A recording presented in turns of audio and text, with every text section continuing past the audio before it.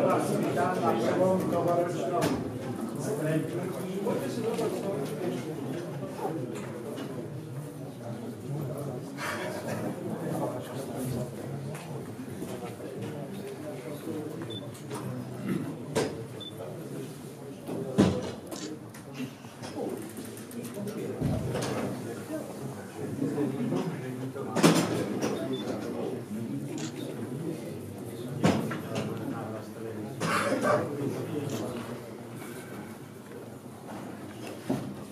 Myslím, že pana inžiniera Kubáčka vám predstavovať nemusím, zrejme všetci ho poznáte. On bol taký laskavý, že súhlasil na moju žiadosť, kladne odpovedal, že bude dnes prednášať. Je to prvá prednáška v tomto roku. Na budúce bude rozprávať Peťa Sorger. On bol naposled končil v Ženeve, v OTIFE, takže to bude povolaná osoba, ktorá nám povie o medzinárodných železničných organizáciách. Je to zasa predposledný stredu vo februári. Takže, aby som zbytočne nerozprával, srdečne vás ešte raz všetkých vítam a mám len jednu prosbu. Je nás tu asi 100, tak prosím vás, zväčšnite sa aj na papier. Dobre? Ďakujem vám a pán inžinier, ujmite sa sa. Dámy a páni, myslím, že som vyprovokoval pomerne celkom dobrú časť, takže predpokladám, že bude aj vážna diskusia po skončení. Dokonca ma nemusí byť ani úplne po skončení, pokiaľ niekto bude chcieť diskutovať aj v priebehu môjho vystúpenia, ktoré je veľmi neformálne. Ako vidíte, žiadna prezentácia ani pripravená, ja také nerobím, tak je vítaný. Každý príspevok, každý názor. Čítal som si aj reakcie na internete, tak som pripravený na všetko. Budeme sa baviť o všetkom, čo vám príde. Ospravedlňujem sa, že nebudem volákať tak ako obyčajne, pretože som prechodil výšku, ale proste hádam vás ukričí napriek tomu. Počujete všetci aj zadu, áno? Dobre. No, môj príspevok je zameraný na tému stratégia železničnej dopravy na Slovensku, keďže prevažná väčšina z vás, alebo z mnohých, ktorými komunikujem, že žiadna stratégia není, tak sa pokúsim ich aspoň trošku vyviesť omylu, proste ako podľa zásady robíme všetko to, čo môžeme s tým, čo máme. Ak sledujete železničnú históriu po roku 1990 alebo 1989, tak viete, že ako červená niť sa celou touto železničnou históriou samostatného Slovenska ťahne problém financovania železničného sektora. Ten problém má veľa dôvodov. Tým hlavným z nich je, že vlastne ako došlo v roku 89 pomerne nepriaznivé súbehu proste ako viacerých vecí. Na jednej strane rozbehnutá železničná reforma ešte spred roku 1989, na druhej strane významný pokles výkonov železnice s nárastom nákladov železnice. Ďalšou vecou bolo veľké podceňovanie štátu vo vzťahu k financovaniu železničného sektora, pretože štát začal v roku 1990 s názorom, že železnica by si vlastne na seba mala zarábať sama a že vlastne ako treba dofinancovať len isté obmedzené investičné nároky. Na druhej strane stálo zase veľké preceňovanie železničného manažmentu za celý ten čas o finančných nárokoch železnice a tieto nožnice boli neuveriteľne dlhú dobu otvorené. K veľkému zlomu došlo vlastne až v roku 2010 alebo 2011, nezdôraznil som, že vlastne samozrejme prvé a druhé delenie slovenských železníc neznížilo nákladovosť slovenských železníc, ktorú zvýšilo. Proste síce sa sprieľadili finančné toky, ale všetko bolo od tých čas ešte drahšie, než ako to bolo predtým. Veľký zlom nastal v roku 2010-2011, kedy vlastne došlo k akémusi dohovoru medzi Ministerstvom financií Slovenskej republiky, Ministerstvom dopravy, vtedy ešte Pošta telekomunikácií a všetkými troma železničnými podnikmi štátnymi, kde sa vlastne dohovorilo, že jednoducho Ministerstvo financií vie vyčleniť istý finančný rámec na financovanie celého železničného sektora.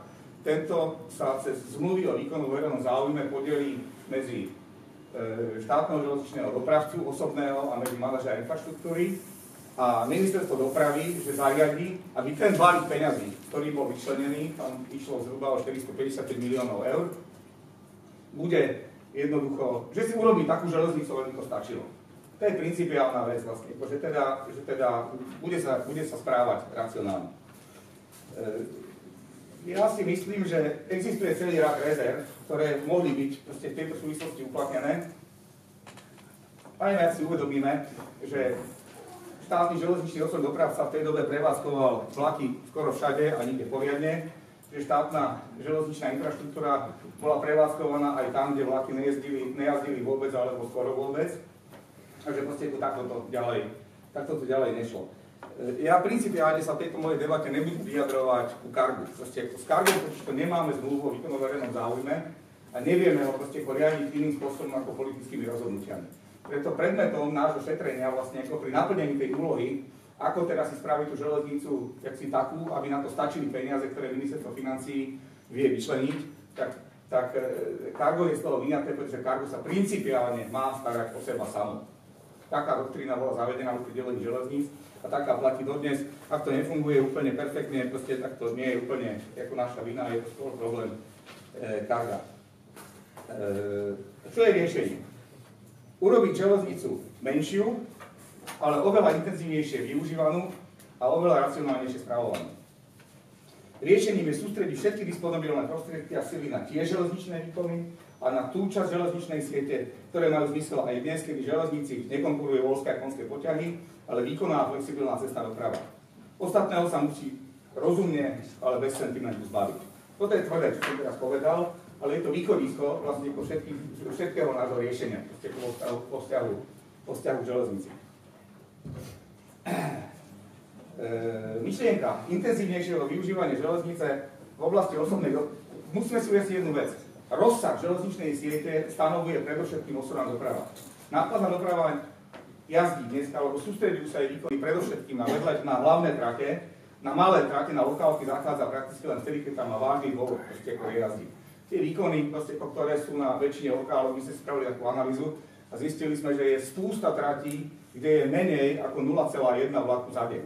Priemerne. Vlastne uznáte sami, že udržiavať kvôli tomuto infraštruktúru je skoro zúfalstvo. Ja vlastne ako dobrý príklad tohoto nášho myšlienkového postupu budem provokovať, proste celkom zámerne, použijem trať veľmi často skloňovanú Hronská Dúbrava-Banská Štiavnica.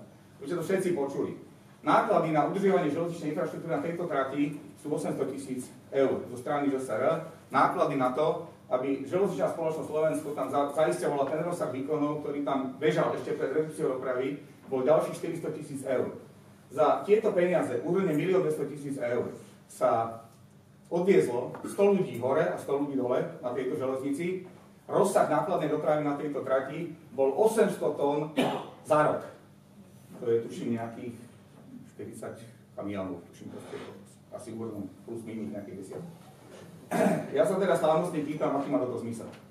Ja chápem všetky sentimentálne dôvody, proste akože typu, že je to tak mládeže a podobne, vlastne ale na tieto výkony vynáklad zo štátu 1 200 000 eur mi prípada ako zločin. Tie peniaze potrebujeme niekde úplne inde. To som len ako príklad povedal, vlastne my sme si teda na základe toho spravili zoznam tratí, ktoré považujeme za perspektívne na Slovensku. Bavíme sa o rozumnom rozsahu železničnej siete. Ten zoznam mám tu, vlastne nebudem ho tu čítať, ale existuje taký zoznam, máme teda to jasno. To sú trate, na ktorých chceme objednávať osobnú dopravu a trate, na ktorých jazdí aspoň elementárny rozsah nákladnej dopravy, aby sa to oplatilo vlastne, akože teda buď alebo. To znamená aj osobná, aj nákladná, alebo buď osobná, alebo nákladná. Ostatné trate vlastne sa stanú predmetom debaty. Takže takto sa stanovil rozsah železničných tratí, ktoré majú nejaký zmysel. Teraz pôjdem k osobnej doprave. Domnievame sa, že myšlienka intenzívnejšieho využívania železnice v oblasti osobnej dopravy znamená, že vlak má byť prevádzkovaný tam, principiálne, kde existuje konkurencieschopná železničná infraštruktúra, inými slovami, že tá trať neobchádza Humná, kde si poza domy a nie je tých ale že má som porovnateľné rýchlosti, ako sú rýchlosti konkurenčnej z tohoto pohľadu autobusovej dopravy. A súčasne, že plní podmienku, že obsluhuje takú líniu, na ktorej je evidovaný dostatočný prúd cestujúcich, dôstojný železnice. Všeobecne sa medzinárodne uznáva, že tento prúd by mal byť aspoň 500 osôb v pracovnom dni v jednom smere. Ak je to menej, tak je to skutočne na zváženie. Z tohoto pohľadu zdôrazním jednu vec, to je principiálna. Ak nájdete železnicu, na ktorej špičkové výkony zvláda 810, tak je to bez ďalších analýz na okamžité zatvorenie tej trate. že to je úplne zjavné, že pokiaľ je tam paralelne cesta, lebo sú dve výnimky na Slovensku, kde paralelne cesta nie je a tam bohužiaľ 108 do 10 bude musieť byť prítomný. Jedna z tých železníc je Handlová Horná Štúbňa. Celkom istotne. Takže tam odtiaľ neodídeme, pretože by to bolo zločin.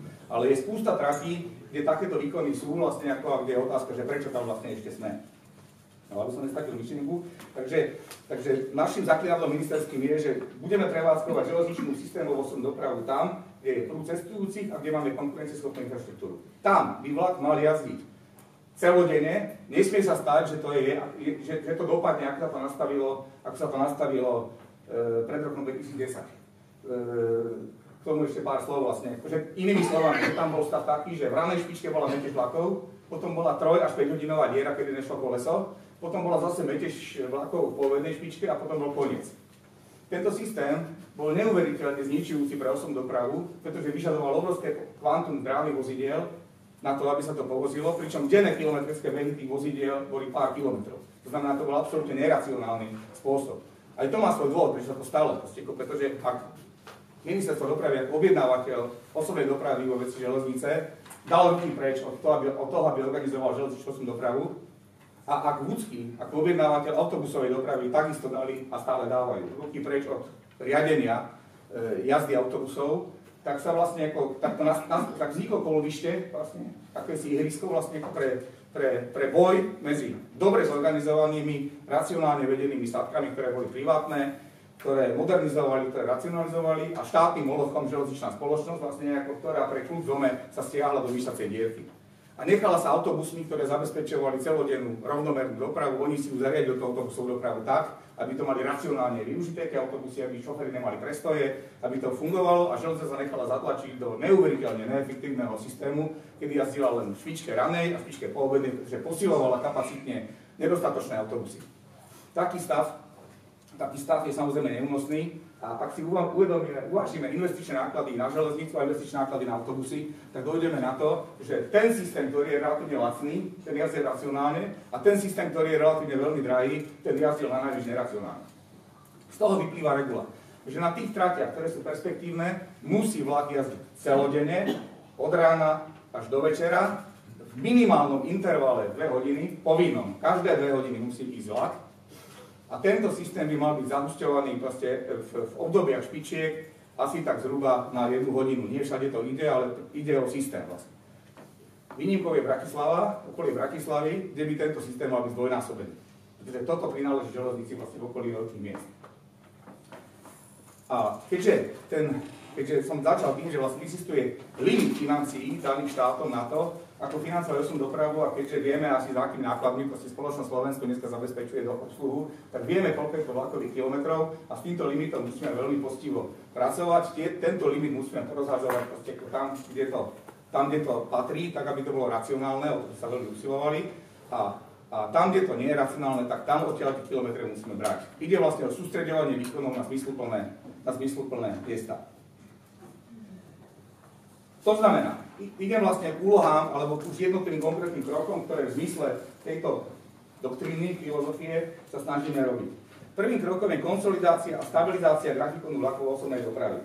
Ja som povedal, aký ideál by sme mali spĺňať vlastne, a ak registrujete vlastne tú obrovskú zvladu od roku 2012, tak vlastne ako viete, o čom je reč. My sme vlastne ako grafikone 2012 vlastne ako začali prechádzať na ten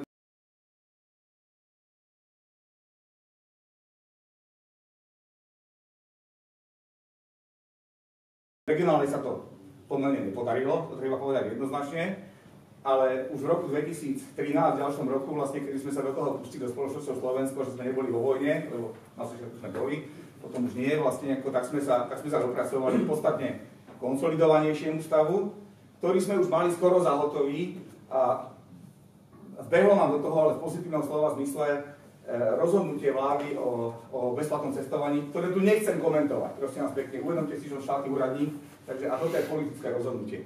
Ale pokúšal som sa z toho vyraziť ako štátny úradník všetko, čo sa dá a obrovským úspechom je, že sa podarilo pridať 1,7 milióna vlakových kilometrov s ohľadom na predpokladané zvýšenie zmohutnenie prúdov na železnici. Takže vlastne, ak sme konsolidáciu na úrovni 30,3, respektíve 30,8 milióna vlakových kilometrov v roku 2013 mali prakticky, teda sme mali skoro za hotovú. A chceli sme ju stabilizovať, vlastne, pretože si uvedomujeme, ako je strašne dôležité, aby každý rok sa nepohovoval grafikone každý osobný vlak, jeden rok o 3 minúty doľava a druhý rok o 7 minút doprava, jak to bolo dobrým zvykom, tak sme v tom chceli mať poriadok, ale teraz to máme zase trošku chlieb, pretože sa vlastne tesne pred koncom roku 2014 pridala halda vlakových kilometrov a tie musíme znova upratať.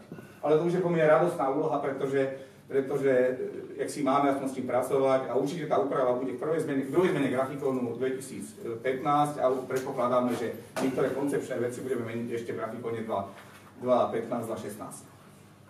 Tak, chceme, aby tento stav bol naďalej stabilizovaný, to znamená stále platí tá myšlienka, že vlastne keď sa to už raz ustáli, takže potom sa už tým nesmie pohybovať, pokiaľ na to nebudú ale obrovské dôvody na to, aby sa s polohou tých vlakov pohybovalo. Základným konceptom je, že vlastne máme usadený takt Eurocity vlakov, vlastne od nich sa odvíne celkom logický takt, dvojhodinový takt 600-kových rýchlikov na Banskú Bystricu a ďalej na Rúdky a Žilinu, rýchlikov, tam už není dvojhodinový takt, ale predsa len nejaký, áno, medzi Zvolenom, Plešicom a Košicami, proste, a na to nadväzuje Humenné a tak ďalej, vlastne toto je pevný, symetrický takt, od ktorého sa odvíjajú polohy základného systému osobných vlakov, ktorý by mali celkom logicky takisto v 2 hodinách a takýto systém by mal byť nastolený. Tento systém by mal byť zachovaný až do roku 2020. A prichádzam k druhému kroku, ktorý by sme mali spraviť, a ten sa volá cieľový grafikon vlakovej dopravy. My si uvedomujeme, keď sme robili tento poriadok, že na spúste trati nevieme spraviť symetrický takt, na spúste trati nevieme spraviť ani poriadny hodinový takt, pretože jednokolajka, ja neviem, Kráľovaní Trstená vlastne, hlavne ktoré sú dlhé, proste ako tie vlaky križujú dvakrát, vlastne tak to veľmi nejde. Takže že s týmito tratami bude treba niečo spraviť, proste akože asi, že určite nie je únosné, ako to je základný princíp, aby vlaky na trati Bratislava-Žilina, kde bude hotová infraštruktúra na 160 km za hodinu, jazdili naďalej 120, to proste nie je principiálne možné, že z toho sa odvíne akási nová poloha rýchlikov 600-kových medzi Bratislavou a Žilinou a že na tieto nové pomery sa sformuluje nový koncept grafikónu vlakovej dopravy, ktorý dopadne až na úroveň poslednej systémovej lokálky, s tým, že uvidíme, aké infraštruktúrne investičné opatrenia budeme musieť spraviť tu a tam. A to zadanie už bude mať charakter rozumného zadania, to znamená, tu potrebujem ušetriť 3 minúty, tam potrebujem ušetriť 4 minúty, vlastne a to preto, aby tie väzby medzi vlakmi proste ako začali mať nejaký zmysel. A toto bude základný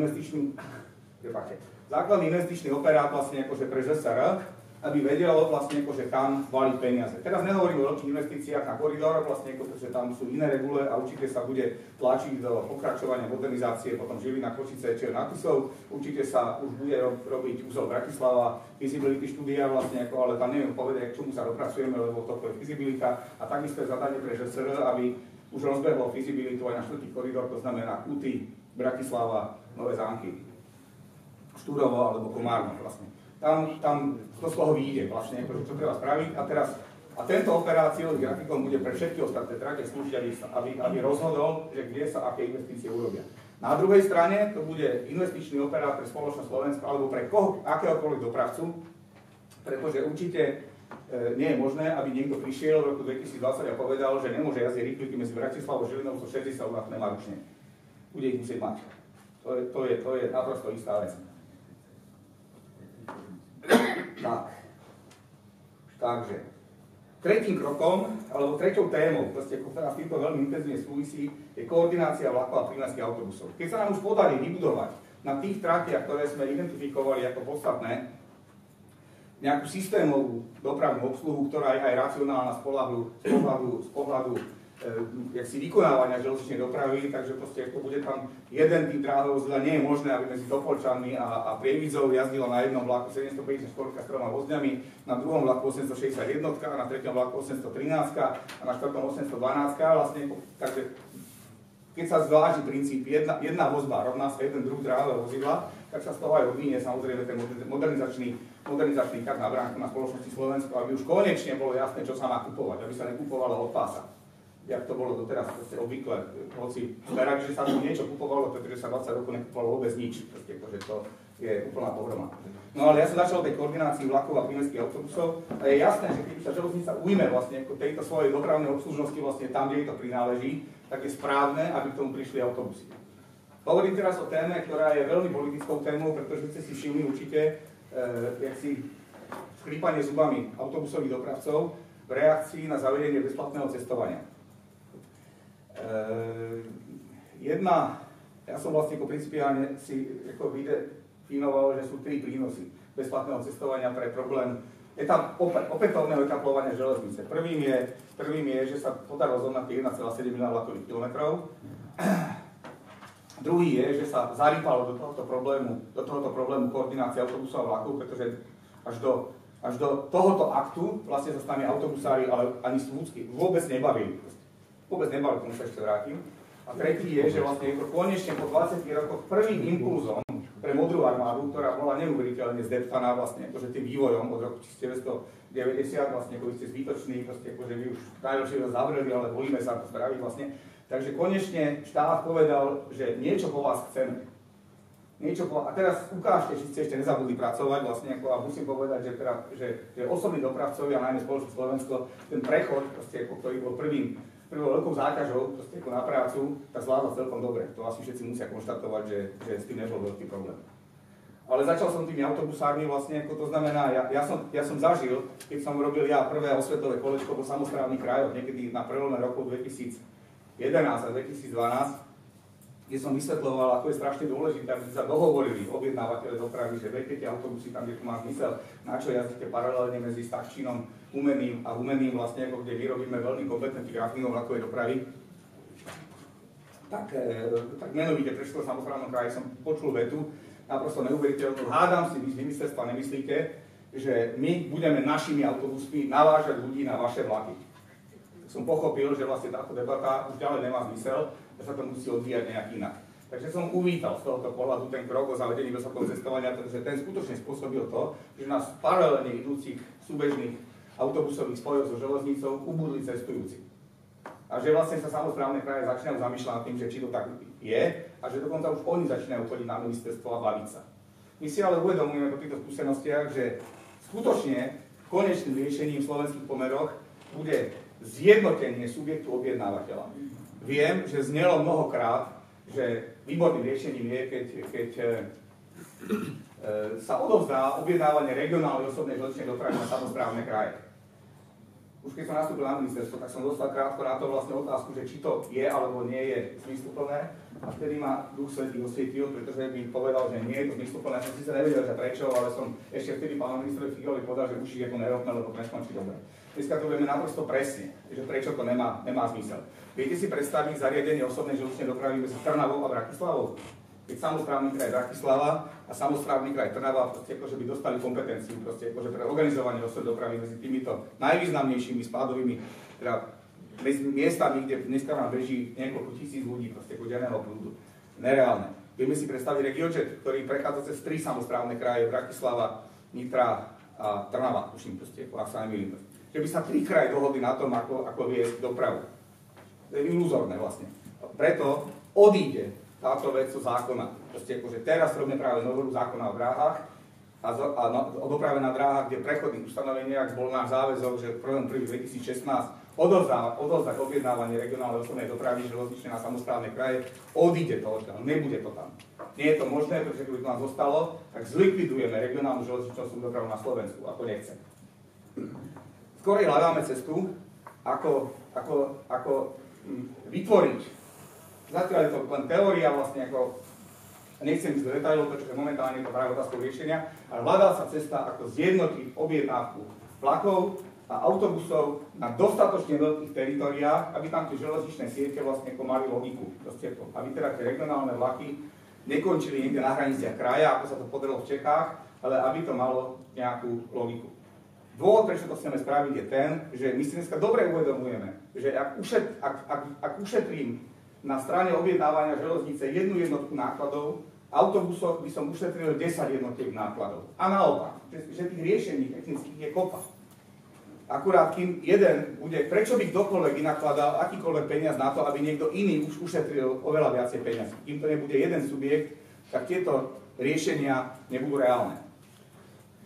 Takže hľadá sa riešenie buď vznikom akýchsi súvodčí, proste sme identifikovali, že to je Bratislava, Nitra, Trnava do Vedna, Trenčín, Žilina do Vedna, Košice, Prešov do Vedna, pretože ten istý problém, aký je medzi Trnavou a Bratislavou, medzi Košicami a Prešovom, ktoré sú každá vo svojom samosprávnom kraji. A snáď hypotetický Banskobystrický kraj má hranice, ktoré majú organický charakter, že teda proste v rámci tohoto kraja proste ako železnica vie regionálne fungovať ako sama o seba. Ale proste ako chce to veľkú zmenu, táto zmena je veľmi citlivou vecou politicky vlastne ako a všetko, čo sa deje, aj v súvislosti s tými tarifmi vlastne ako je okrem iného aj nasmerované na to, aby sa tento problém otvoril a začal riešiť. Nedá sa to robiť len tým, že minister rozhodne. Je to, uvedomujete si, že tam sa záujmov, ktoré sa musia nejakým spôsobom zaturovať.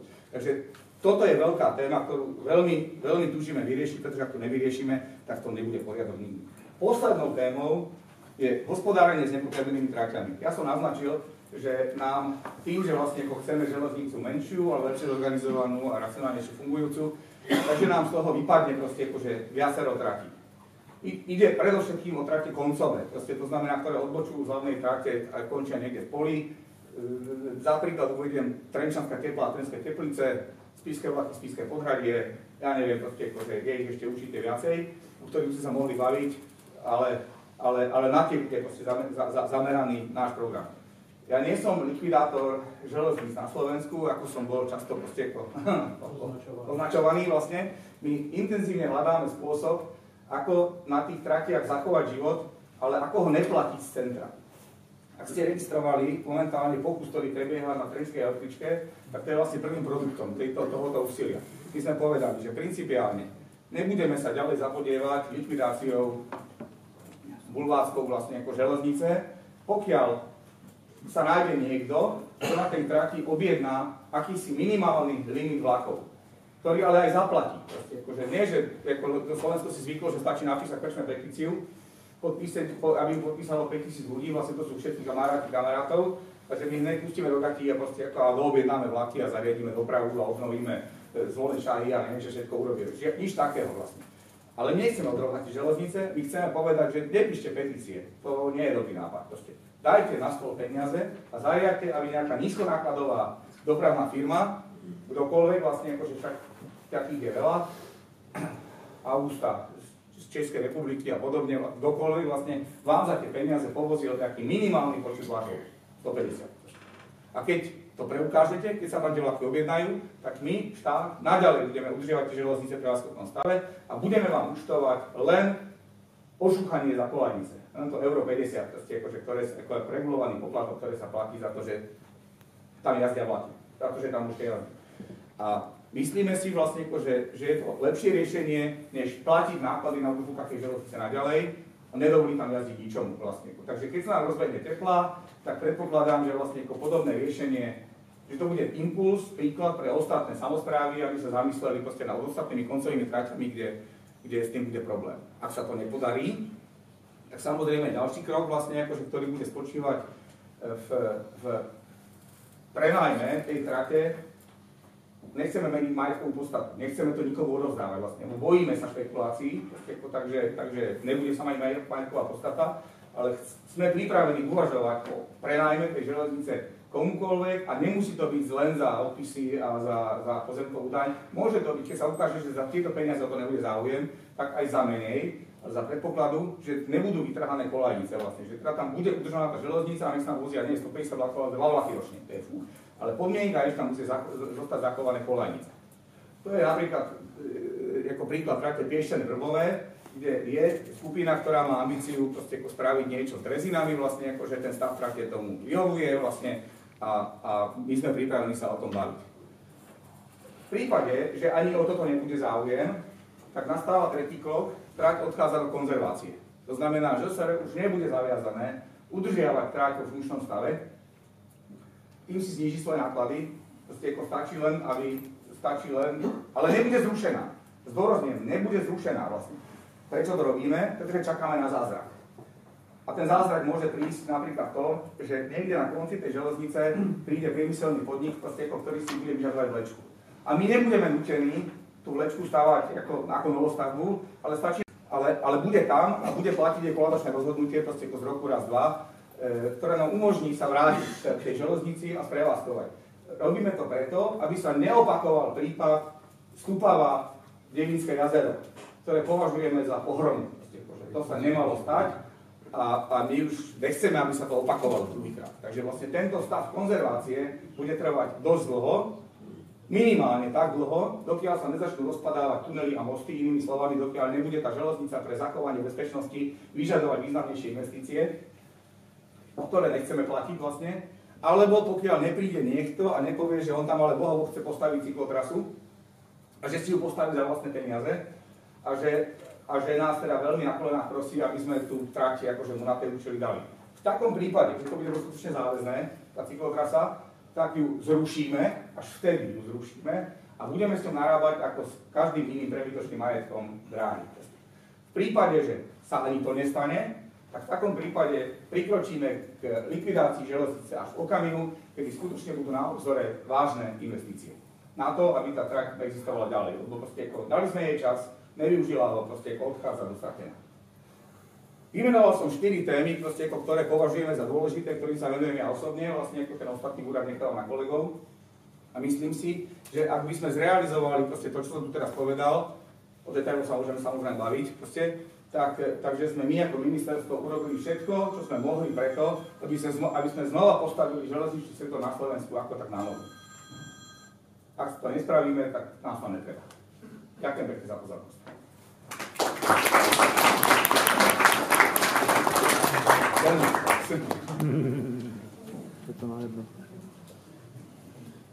No už je prvý, takže Miloši.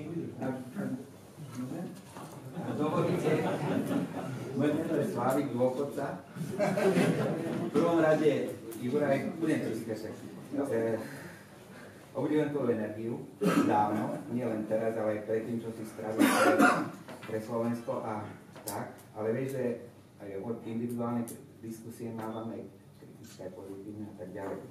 K tomuto by som mal takú haldu, ale poviem len 3 poznámky. A možno vyprovokujem. Začal si tráte. Ukončím to Radošinkou. Poviem príklad. Vždy sa dáva príklad Šťavnica. Šťavnica je podľa mňa tunelová trať, špičková, historická, milujúca. Za aj môj striko tam, kde si robil, keď mladé robil.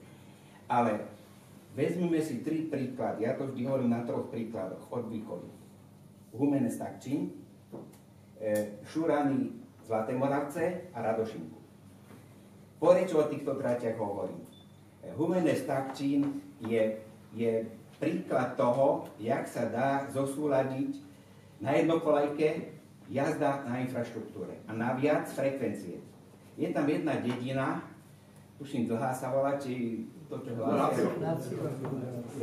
Dlhá na Cirochov, áno, to je hlásia na tých správach. Tam má tuším 4 zastávky tá dedina.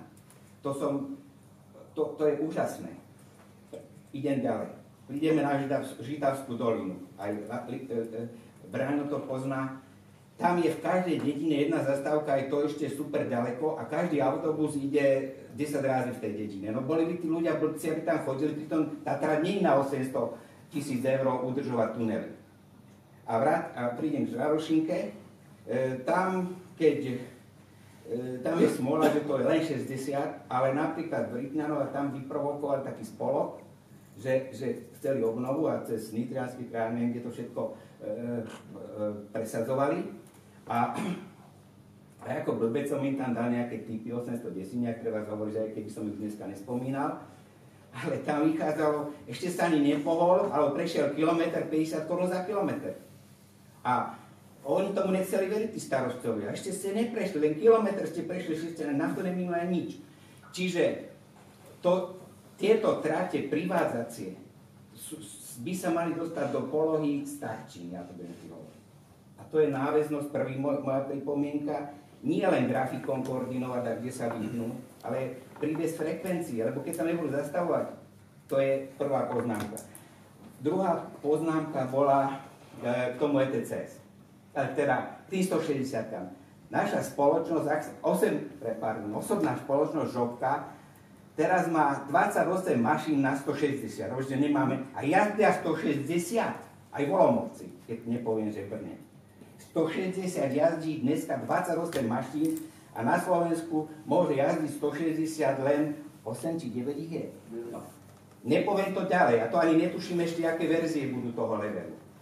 Tretí bod je, dobre hovoríš, toto som si za cieľ, grafikón, alebo tieto takty a tak ďalej, sledujeme to, má to určité kroky, ale aj k tomu by bolo treba ešte aj diskusiu, ale nebudem to komentovať, lebo celkom nevidím tie grafikónové, ale tá 514, 513 zákon má ešte ďalších veľa vecí, za ktoré zodpovedá garant. To znamená, jednu poviem, blíži sa to. 513, keď zostane v tejto polohe, asi bude, ale bude mať minizmeny, tak nám uniknú bez kontroly, jak ich nazvem, nechcem ich nazvať šoférov, ale ručnovodiči. Uniknú nám ručnovodiči. Nie, že zamestnanie, že nebude, ale rôzna kvalita, by som to nazval. Nebudem to ďalej komentovať, lebo však mali sme aj s komisármi. Čiže ja len na 3 veci provokujem teraz. Že na tých fúzikových stratiach nepomôžu len rýchlosti a tak ďalej, ale celá koordinácia, alebo križovanie, alebo teda, jak vykrižovať. Druhý okruh je 160, existuje, Varšiny, ale nemôžu jazdiť, alebo jazdia len 100 km na Slovensku, po Trenčín, alebo po Nové Mesto na 99 km, aj to až za Jurom. A tretí bod je, čo sú všetko, čo z tých zákonov je, lebo keď sa to uzákoní 514, 513, keď vzniknú nové a uniknú tam veci, už bude neskoro. Ďakujem. 3 otázky, možno odpovedať si. Len sa páči, reakci sám. Ja som povedal na začiatku vlastne, že teda tie trate budeme vyberať podľa toho, kde je objektívny prúd cestujúcich, kde je slušná infraštruktúra.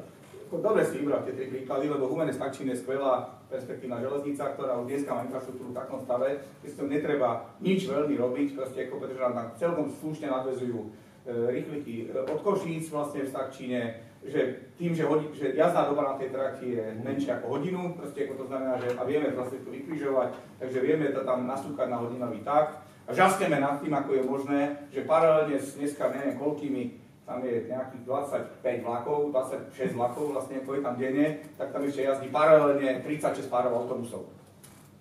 A čudujeme sa nad tým, že vlastne tam tie autobusy sú, ale že keď sme zavreli starú Ľubovňu proste a Plaveč a Lipany vlastne, takže tam tie autobusy nepridali vlastne, akože tak teda dneska majú na tejto trati Takčínskej ako luxus, pretože horný koniec nechce prísť autobusy, lebo to má bližšie na autobusovú zastávku, dolný koniec nechce prísť o vlaky, lebo to má bližšie na železničnú zastávku a keby tam tekla rieka a potom mohol plávať parník, tak aj ten by sa hodil a keby vrtuľník vozil, tak by sa to hodilo. Proste, takže to sme takto spolíkali národ vlastne a k tomuto sa budeme musieť dostať a áno, v niektorých prípadoch prijatie jednotných štandardov obsluhy proste bude znamenať aj zníženie súčasnej obsluhy, pretože je veľmi, veľmi nadpočetná. Trať, takisto si dobre povedal, trať Ulaný na Žitavou Zlaté Moravce, to není až po Šurany, ale tak to bola okálka, ale to je zaujímavé, ale to nezajímavé, je to Ulaná Žitavou Zlaté Moravce, to je jedna z neperspektívnych tratí, musím to povedať naprosto na ravinu, proste že tam skutočne nemáme záujem ďalej pokračovať a ak sa nám podarí proste vyriešiť koordináciu autobusov a vlakov, tak očakávame, že zavreme, že bude ďalšie veľké kolo zatvárania tratí, toto bude jedna z nich, naprosto nepochybne. A trať Radošína vlastne je tá železnica, ktorá by v prípade, že dojde k tej koordinácii autobusov a vlakov, možno mala šancu na reinkarnáciu. Cítime to v kostiach vlastne a preto nechceme dovoliť, aby sa tým traťom ublížilo. Vlastne je tam stále a keď bude treba, tak sa do nej nalú peniaze. Ale to rozhodnutie o tom, že tam vrátia tie vlaky, bude znamenať, že sa musia zastaviť všetky paralelné autobusy. A tie peniaze z tých autobusov sa zoberú na tie vlaky. Kým to bude tak, ako to je, tak táto železnica nemá šancu. TTCS, lebo o tom bola reč. Veľká debata bola o tom, že keď sa zvyšovala rýchlosť na 160 km za hodinu, takže Češi sú jakí úžasní, lebo oni to vozia na autobloku, že oni si zachovali autoblok.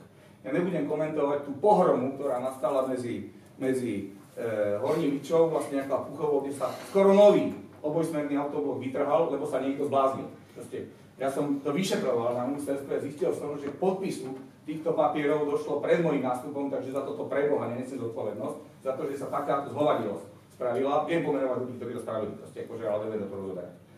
A bol som zastavený vlastne akože s tým, že preboha to je fondovská vec, proste, takže keby si do toho vstúpil, takže proste to naruší čerpanie eurofondov.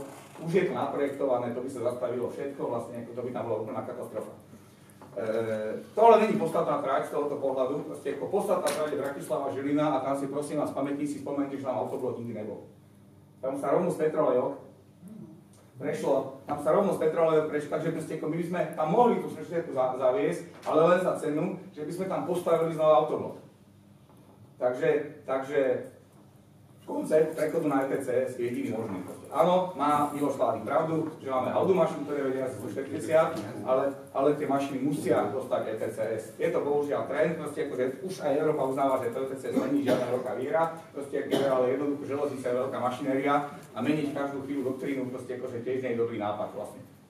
Není pomoci od tej nemoci, všetko, čo jazdí medzi Bratislavou a Puchovom, musí dostať ETCS. Proste. A keď už má to ETCS, tak potom už môže na to ETCS ísť aj báskamina.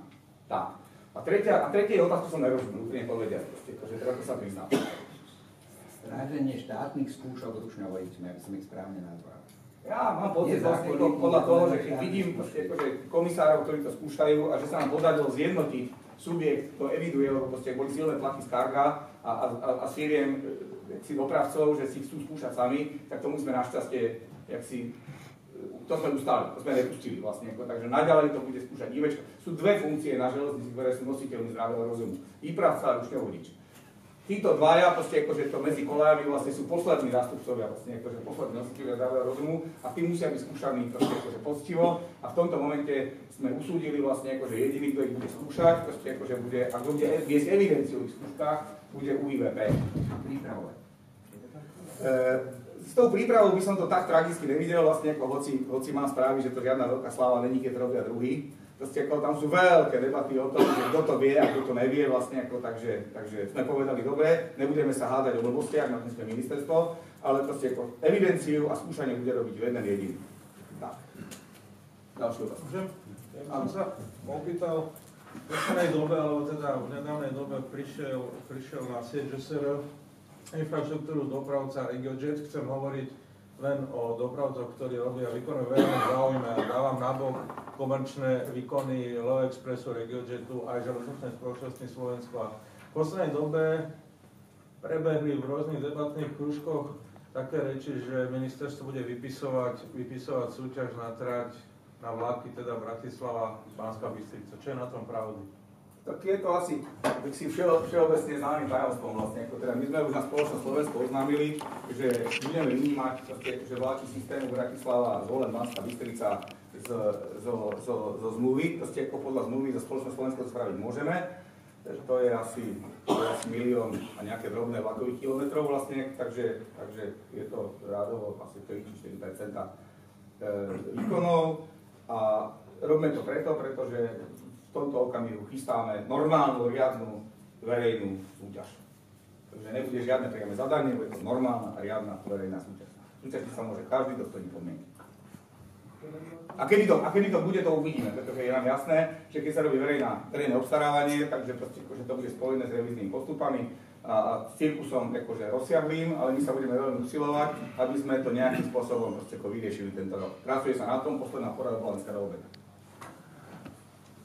Tam sa tak moje meno je Farkaš teda a mám tu pár pripomienok a pár doplňujúcich, tak začnem od konca, od pána Slávnika, respektíve reakcie na neho, k tomu koridoru od Bratislavy po Žilinu. Medzi Bratislavou, Hračov a Štvrtým autoblok bol, ďalej tam bolo automatické hradlo, čiže de facto aj profesionálny autoblok bol od Bratislavy. V rámci koridoru tam došlo dosť výrazné zníženie priepustnosti. Je to teda trať, kde je na Slovensku najintenzívnejšia osobná doprava. Čiže prvá otázka, plánuje sa s touto eurofondovou tráťou rekonštruovanou niečo ešte robiť, zvyšovať výkonnosť, pretože je to malá výkonnosť, nedostatočná na dnešné pomery už.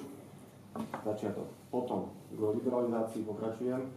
Viete, či ja by som to nepamätal, lebo proste, môžem odpovedať, ne? Proste, ak bude treba, tak určite áno, pretože uvedome si, že kedy sa robila doprava Bratislava Trnava, proste, prosím vás, poviem, je širšiu vec vlastne, keď som nastúpil na ministerstvo, tak to bolo práve v období, kedy už bola v plnom behu kríza, ktorá prepukla v roku 2009, ona to vlastne není kríza, to je to len volanie zdravého rozumu, proste, všeobecne, ale nechcem tu filozofovať vlastne, takže táto kríza neskončí sa nášho až vášho života vlastne. A bude pokračovať ďalej. Nemôžeme žiť nemôžeme očakávať medziročné rasty 7%, jednoducho vlastne je to volanie k zdravému rozumu. S volaním zdravému rozumu prišla aj Európska komisia a Jaspers, ktorý je poradný orgán Európskej komisie a povedal, že spôsob, akým sa investovalo na železnice na Slovensku, musí okamžite skončiť. Proste. Že to, čo sa nakreslilo na trati Žilina-Košice, to si môžeme podložiť s tým tak novou stola, asi zhruba s tými projektami, a že sa ide robiť nová a poriadna feasibility štúdia vlastne na celý ten úsek, že sa uvidí, čo sa vlastne bude stávať. Takže aby sme si uvedomili, že sme krajinou za Karpatami vlastne a že teda význam pre medzinárodnú dopravu má tá trať Kúty, Bratislava, Štúrovo a že kde nechápu, ako je možné, že sa ešte nič neurobilo, hoci to je jediná železnica, ktorá by sa principiálne mohlo prijať bez toho na Slovensku, aspoň na kúskoch. Takže všade inde kresliť, jak Napoleon po mape nakreslil pravítkom, si obehol palec a povedal, že to povedie trať, takže proste na to teda ako Slováci nemáme. Takže zabudnite proste nazad na zem. A s tým súvisí aj táto otázka vlastne krásne estakáda, proste všetko je fasa, akurát tých vlákov je tam podstatne menej proste Takže keď to bude treba, ak sa ukáže teraz vlastne skutočne potreba dopravy, proste tam vyžaduje, aby sa niečo stalo, tak sa tam bude musieť niečo stať. To je lebo bez toho to nejde. Môžem ďalšia otázka. Nadviažem iba na tie projekty, čo ste spomínali, tak máme tu 3 core koridory Európskej komisie v rámci EU, to je sever, juh, východ, západ a Dunaj.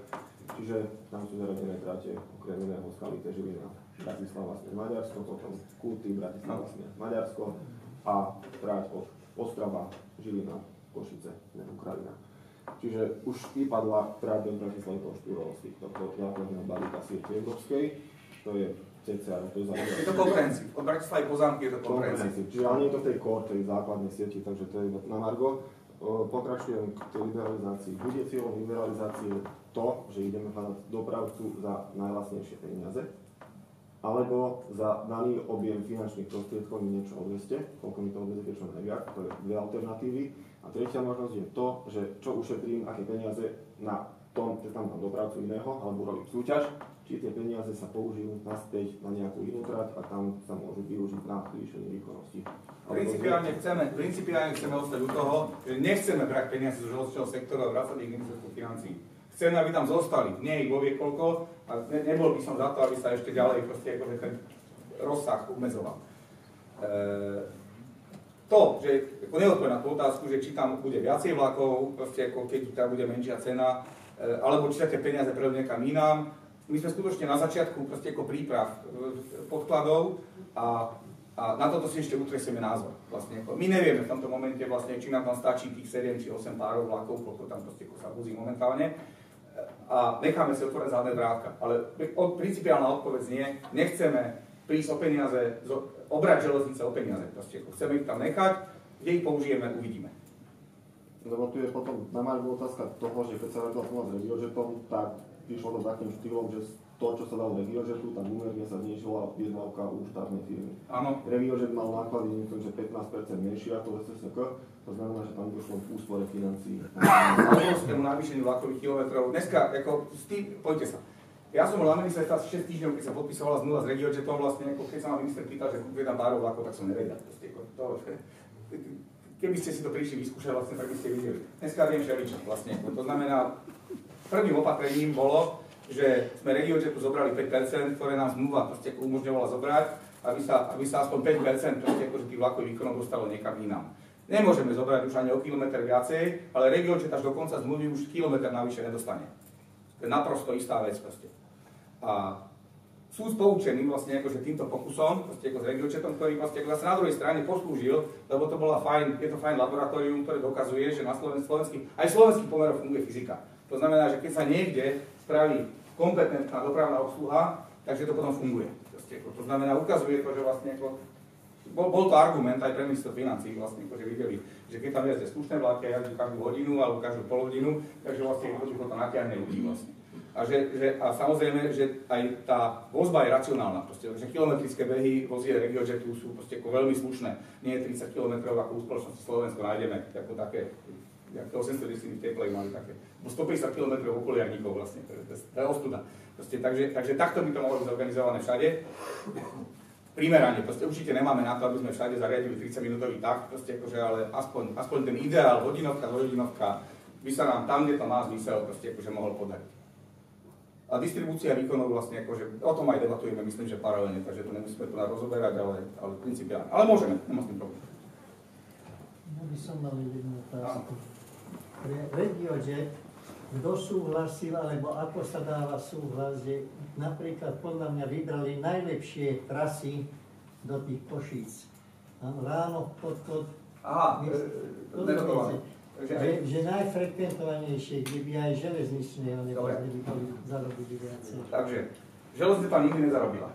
Poprvé, proste, železničná spoločnosť Slovensko vyrábala na intercity, na segmente intercity vlákov, ktoré idú mimo zmluvy. To znamená, mali by sa hrali sami zo svojich príjmov. Robí teraz stratu, tuším, 1,7 milióna eur. Nechcem hľadať číslami, ale je to plus minus, proste ako takéto nejaké číslo.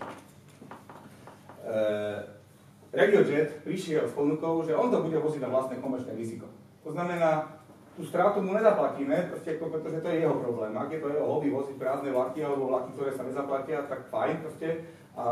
A naša doktrína hovorí o tom, že keď príde a nechce po štáte nič, je to komerčný vlak, tak pokiaľ to nám nerozbije proste akože systém vlakov verejnej osobnej dopravy, to musím poďakovať, že sa vlastne akože skutočne vynaložili obrovské úsilie, aby tá katastrofa nebola taká, aká stala v Čechách, proste ako kde zväzku za sebou idú 3 vlaky a osobný vlak stojí 30 minút, proste ako keď sa to všetko ako premelie. Takže sa to podarilo spraviť a tým pádom RegioJet si rozhodol, že chce takú trasu a dostavil. My mu to neplatíme. Spoločnosť Slovensko, to je to normálny konkurenčný princíp. To je prvý rýchlik, čo by mal byť najviac obsadený do Košíc, noc ráno z Bratislavy. No a spoločnosť Slovensko povedala, že prvý rýchlik práve nechce voziť, pretože má pocit, že je najkrásnejší. Takže jasné, takže môžem k tomu doplniť, lebo som bol prítomný, keď sa toto riešilo, prečo sú také trasy alebo nie sú také trasy. Je to komerčný produkt, to znamená, že tam ide tomu, kto to prevádzkuje, o to, aby dosiahol minimálne náklady a maximálny obsah. Logicky, to znamená, že tie trasy sú stanovené tak, aby vedeli dožiť úpravy. To znamená, preto majú práve 3 páry vlakov, preto práve takých polohách, akých sú. Ako náhle by tam už boli nejaké zásahy posuny trás plus minus, tak by sa im zvýšila potreba súprav, tým pádom by celý ten biznis plán aj nemuseli reálny. To je k tomu, a ak sa môžem spýtať, ak mi tu niekto zo ŽSR, respektíve vás je odpoveď na to dať, či sa pri konštrukcii trás, aj RegioJetu konkrétne, dobre to nastaví tú grafikonu.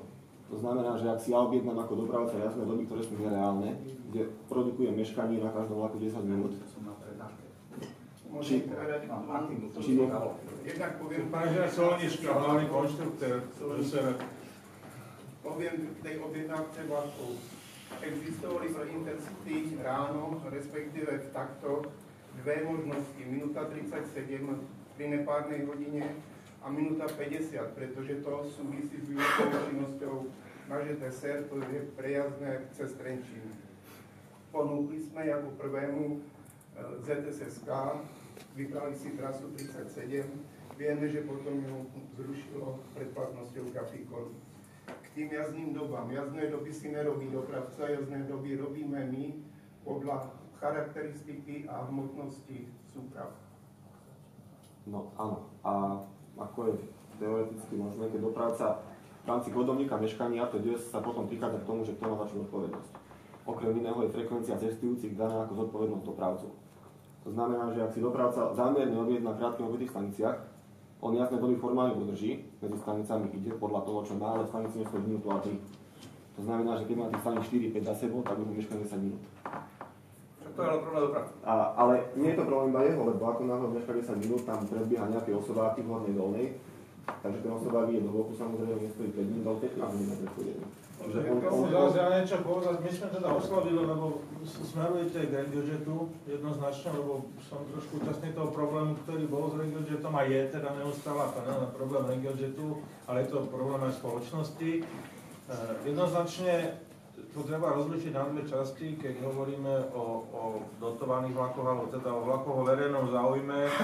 Pokiaľ viem, tak spoločnosti, ktoré sú dotované zo štátu, teda formou tomu, že je to verejný záujem, tak majú v tých zmluvách jednu takú formulku, ktorá hovorí o tom, že sú povinní skracovať tie časy tých vlákov, to znamená, že on má záväzne od štátu, hovorím, dobre? Ešte už nehovoríš, dobre?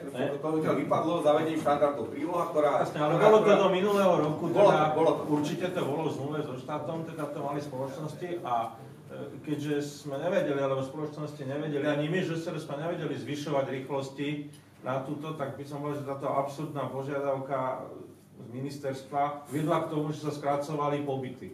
A teraz sa vrátim k tomu RegioJetu, ktorý je samozrejme komerčnou firmou, ktorá máva nejakou zástavou a hovorí si, my sme tie najlepšie a ideme do Košíc o 7 minút kratšie ako najrýchlejší vlak spoločnosti. A to je dôsledok.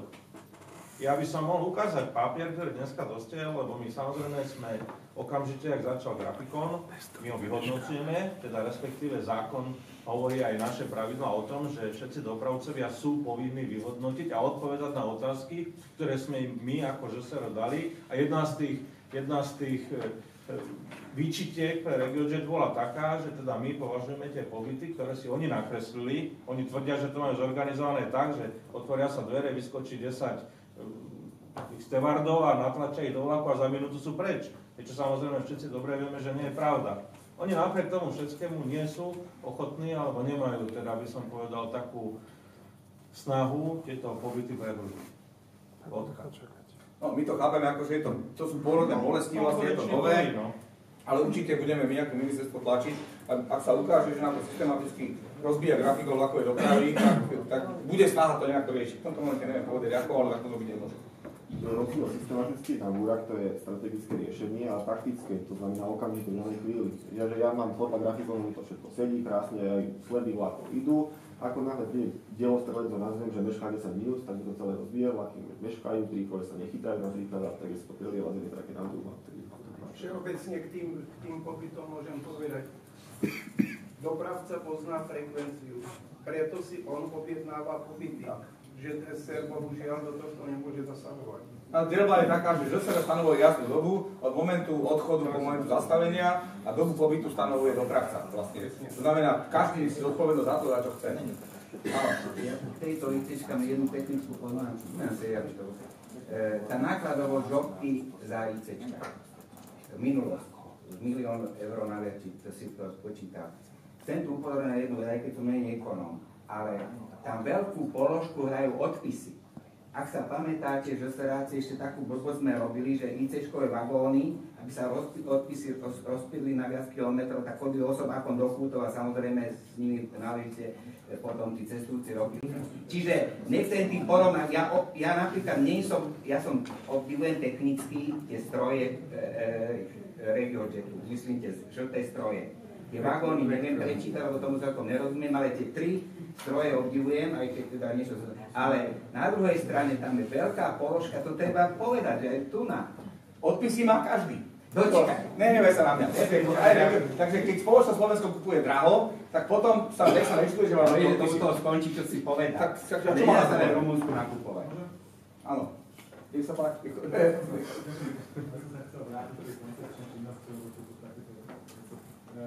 Mne sa strašne samozrejme páči myšlienka toho spoločného objednávateľa automobilovej dopravy a tam je dôležité to, teda chcem sa opýtať, že aký je názor na ministerstve alebo na vedení, že ako to dosiahnuť, aby sme mali jedného objednávateľa, ktorý by mal skutočne záujem ekologicky, maximálne efektívne odviesť občanov za minimálne peniaze. A samozrejme je dôležité, aby ten objednávateľ mal aj finančné zdroje. Čiže finančné zdroje sú buď priamo pridelené do štátneho rozpočtu, alebo je to urobená nejaká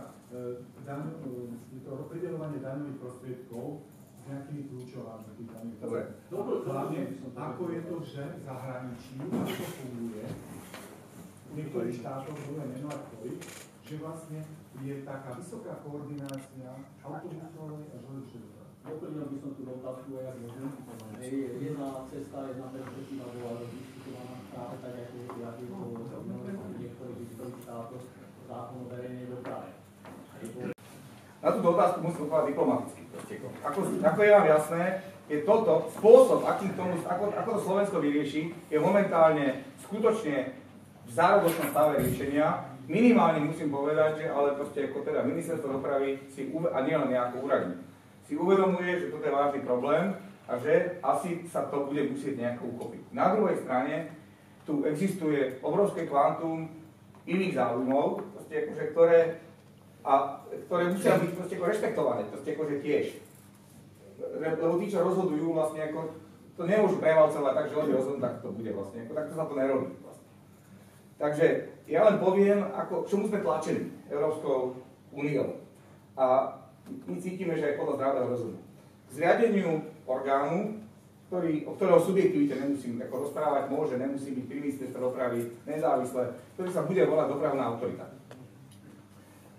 Táto dopravná autorita by mala mať na jednej strane zadávku štátu na to, že aký štandard obsluhy by mala zabezpečiť, to znamená, aký je štandard dochádzkovej vzdialenosti, aký je štandard denného počtu spojov, vlastne akože musí byť garantované, že do každej samoty, alebo do každej dediny, proste akože s 50 obyvateľmi a viac musia ísť minimálne 3 spoje denne, vlastne ako a keď sa zmnožuje prúd, tak sa násobí aj počet spojov.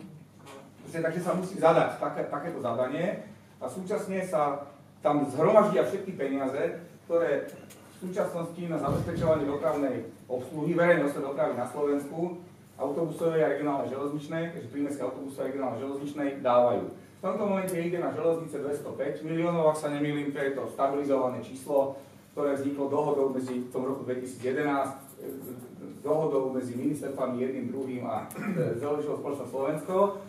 Do autobusov chodí asi rádovo 130 miliónov, ak sa nemýlim, proste keď sa to poráta, čo všetko platia kraje na autobusy. Toto keď sa zleje dohromady, tak to dá čiastku celkom úhľadnú 335 miliónov, keď tak rýchlo rátam, proste akože teda, že čo to už je taký peniaz, že za toto by sa už dala spraviť slušná obsluha. Akurát nebude môcť byť debata o tom, že ja chcem vlak a ja chcem autobus. Dostanete 3 spoje minimálne denne a vy sa nestaráte o to, či je to autobus alebo vlak. My vás odvezeme. Pri štandarde dochádzkovej vzdialenosti 1500 metrov, proste akože do bodu zastávky, proste pri štandarde vlastne ako teda, ja neviem, 2-hodinového taktu celodenného, proste ako auto. A budeme to robiť takými prostriedkami, ktoré sú efektívne. Uvedomme si, že cena kilometru sedačky vo vlaku je zhruba rovnaká cene sedačkového kilometru v autobuse, keď sa porovnáva autobus asi s troj- alebo štvorvozovým vlakom. Ak sú rozmery toho vlaku menšie, tak tá sedačka je drahšia. Takže z toho vyplýva proste ekologický záver, že vlak majú obsluhovať proste ako tie linie, ktoré sú mohutné na prúdy a autobusy majú obsluhovať flexibilne tie linie, ktoré proste na prúdy bohaté nie sú. A ešte ten zákon vlastne. A zákon to nakoniec len zakrie. Zákon není všeobecný, to je len papiera. Ak dojde na celospoločenskej úrovni konsenzu o spôsobe riešenia, tak sa to napíše do zákona. To je pochopiteľné, na to, že štát má zaručiť teritoriálnu dopravnú obslužnosť. To chápem. Dá minimálne peniaze, ale je dôležité vždy zobrať aj kritérium ekologičnosti a vlastne aj v súčasnosti dostupnosti, hlavne vo veľkých aglomeráciách, kde je vlastne veľká zápcha teda. Takže toto sa na to pýta, akým spôsobom by sa dalo dať a tá odpoveď bola skutočne veľmi diplomatická. No ja neviem tomu povedať nič viacej, vlastne ako zakrývaj sa takou periódou, na akú máš. Proste, ako, my sme povedali, koľko je tu peňazí a z toho to musíme zariadiť. Viacej peňazí nebude.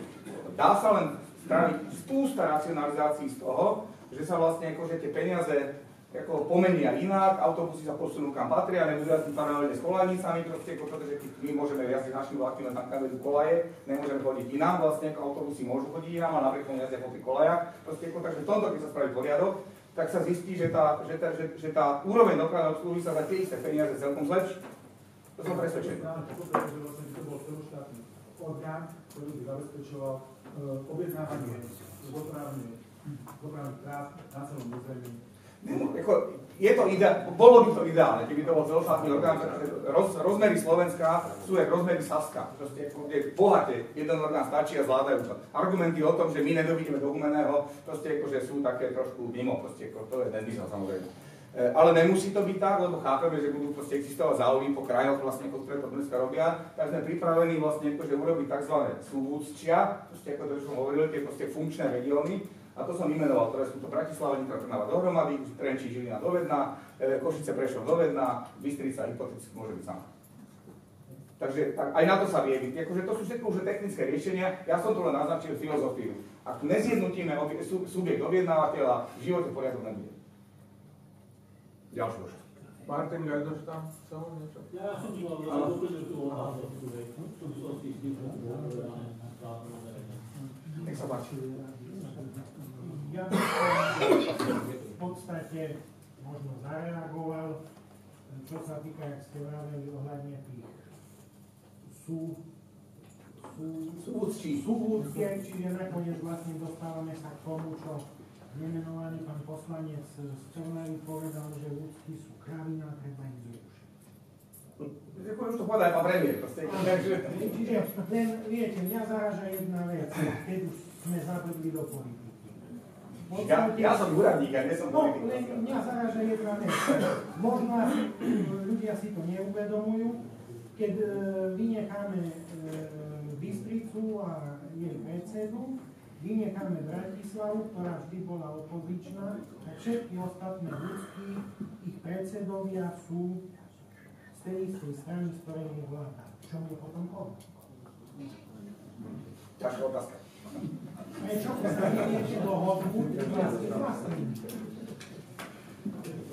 Ponechám mi odpovede. Dobre, to bola rečnická otázka.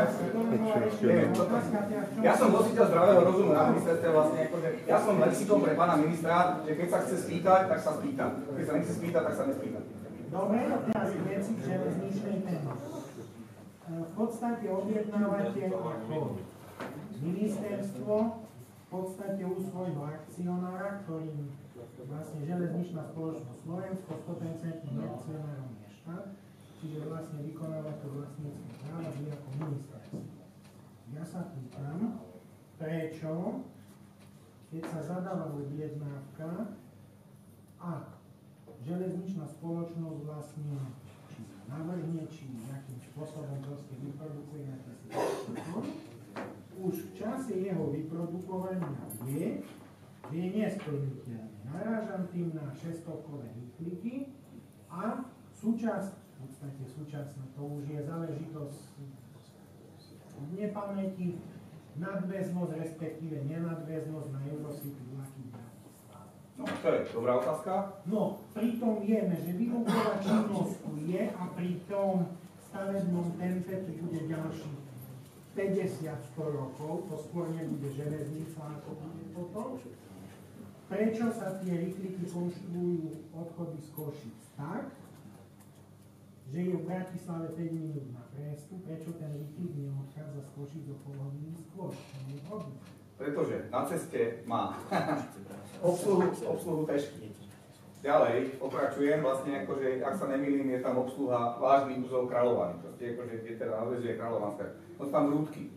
Potom je tam Žilina a potom to pokračuje ďalej, nebudem menovať všetky body, kde nadväzujú proste. Konštrukcia trasy výkliku sa robí tak, aby je to umenie možného proste. A jedným z tých princípov je, že mali by Bratislava viazať na ECčka, tie vlaky. A keď sa to všetko zhodnotilo, vlastne, akože teraz sa hralo s tou trasou, akože veľmi, však Zdeno Solnička tu sedí a usmieva sa. Takže my sme to vyskúšali. Keď zdôrazníte jeden prestup, tak pokazíte ďalšie 3 vždycky.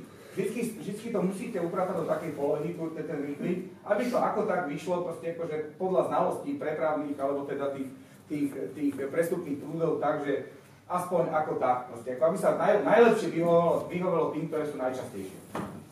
A z toho vyplynulo, a zákonom, proste, ako teda stredom vesmíru na Slovensku je križovanie šestoviek v ľudkách, alebo niekde tam v tých končinách. Takto sa to proste akože robí. A takto to aj má logiku proste. Áno, Eurocity tak sa bude meniť. Nie tak rýchlo, ale proste ako my už ten cieľový grafikon staviame na novú polohu EC vlakov a tam budeme robiť proste ako so zohľadením tohoto všetkého, čo som tu povedal, proste podstatne bohatšie prestupové intervaly. Skôr to nevyriešime.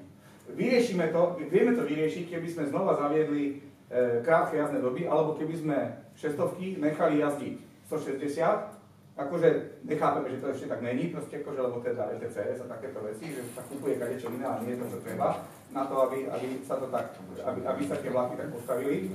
Tak keby jazdili 160, tak dneska už vieme zarobiť proste medzi Novým Mestom nad Váhom a Bratislavou možno 10 minút. Na jazdnej dobe. Proste, ako už máme 5 minút 15. Takže toto, áno, uvedomujeme si to vlastne, akože ak pôjdeme so systémom šestovkových vlakov, tak rozbijeme Tisák, rozbijeme proste ako Tatry, rozbijeme Kráľovany, proste akože všetko rozrveme, takže to necháme tak, ale budeme sa snažiť po koridore proste akože jazdiť 160 tak rýchlo, ako žobkár a dohromady mašiny, ktoré sú budú schopné. No lebo pokiaľ ja si dobre pamätám, tak meškania tých šestovkových to je 25 minút, 30, 35, 40, 50, aj 200 minút. Ako ale takýmto štýlom, ako sa chceme dopracovať kde? Bohužiaľ, veľký podiel na tomto majú škapaté mašiny, vlastne akože všimte si, s koľkými mašinami šestovky občas prídu do Bratislavy. No ale zober, keď berme dnes, nič neskapalo do Bratislavy, to prišlo z meškaním 25 minút. Nič neskapalo. Súhlasím. Dôvod? Súhlasím. Spoločnosť Slovensku. Chcem sa opýtať jednu vec. Vieme veľmi dobre, že pýtame podľa všetci, čo máme, že každodenne máme toľko mŕtvych na Toľko mŕtvych máme na napríklad. Razení ľudia nám veľmi znižujú kredit našej spoločnosti. Keď sa chcete niekto zásamopraviť, prosím vás, na železnici Chcem jednu veľmi otázku, že nebolo by možné rozmýšľať nejaký zákonný spôsob, cez zákon, také skrátené lehoty vydávania týchto úmrtí, ktoré nehovorí udalosti, lebo ak postupujeme v zmysle všetkých týchto zákonov, keď zabijeme niekoho, tak sa stojíme 2 hodiny, lebo nebudem ďalej rozprávať. Ja to poviem. Či by nemohlo sa formou zákona v tomto prípade nejakým spôsobom postupovať. Poviem smutno smiešnú historku, vlastne, ktoré som sa dočítal pri knihe Ozubnicové lokomotívy ČSV, vlastne, kde sa volala, že vlak, kde si okolo Tanvaldu zrazil v roku 52, proste akože ženu, odišiel s meškaním 6 minút. Pravda, nepochybne. Od tej doby proste uplynulo 60 rokov. 60 rokov, ministerstvo vnútra a zákonný stav. Ja už som niekoľkokrát písal na prezidium policajného zboru vlastne a na ministerstvo vnútra, že preboha, že ten váš policaj dojde, tak tam stojí hodinu proste a zvyš sa nechce polnúť proste. Tak povedali, že teda pridajú proste ako trošku, tak možno sa niečo stalo, ale toto není v mojej moci proste. Neviem, to či sa dozvieme okamžite, že toto je zákon gestii ministerstva vnútra, spôsob ako vyšetrovania takýchto vecí, takže to môžeme síce patrovať koľko chceme, ale nebude tam na to nič platné. Už sme sa to pokúšali. Nie je to problém ministerstva vnútra, sú tam ďalšie zákony, ktoré hovoria o kvôli ďalšie nazbieranie tie mŕtvoly a takýchto veci. Preto som myslel, že by nebolo možné nejaký parlamentný zákon urobiť na zrýchlenie vybavovania týchto zákon. Všetky zákony sú parlamentné. Zákonne zakázal Budenská, tak podľa. Zákony Slovenskej republiky sú vyjadrením mentálneho nastavenia reprezentácie Slovenskej, parlamentnej reprezentácie Slovenskej republiky. A sú vyjadrením ich vôle. S tým jeden úradník nič nespraví. Ja môžem patulovať, aj patulujem, ale je mi to málo platné, nechcem byť vulgárny. Ako viem o tom, proste, že nevieme s tým nič urobiť, proste, nechcel som, toto nevieme vyriešiť, proste, vyšetrovací postupy a celý cirkus tou mŕtvolou je taký, proste, aký je. A pokiaľ nebude veľká vôľa naprieč parlamentom, policajti oni sa nevedia zhodnúť na podstatne vážnejších veciach proste pre Slovenskú republiku. Neočakávajte, že vlastne vyriešia tento problém. Železnica, ešte jednu vec uvedúte.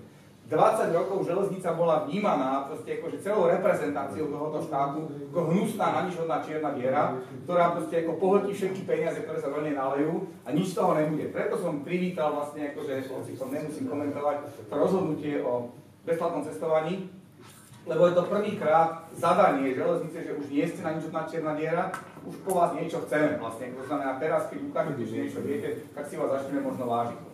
Proste, tak preto, ako keď železnica ako sa si spravodlivo ťažká, že toto a tam ma píka a tu ma bolí vlastne, ako, tak to nikto nebral na vedomie, pretože vstupný argument ministerstva financií na decembri 2010 bol, že chlapci, buď sa teraz dohodneme na týchto limitoch, alebo vám tú železnicu zavrieme a ušetríme 0,5 miliardy a bude pokoj sveta.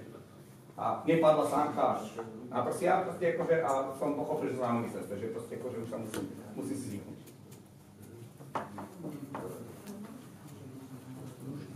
Tam mladý muž má otázku. Áno, nech sa páči. Kaminár, študent. Myslím, že by som nadviazal na tú otázku ohľadom aj tých meškaniach 600-kových rýchlikov. Takže vlastne už v súčasnosti niektoré radenia tých 600-kových rýchlikov umožňujú rýchlosť 160 a prakticky výmenou niektorých vozňov, to čo je tam je kvôli bicyklom, len tie BDTR, tak by bola vlastne komplet súprava na 160. A koľkokrát vlastne v novom grafikone už sa vyskytujú gorily s ETCS-kom, ktoré tak môžu 160.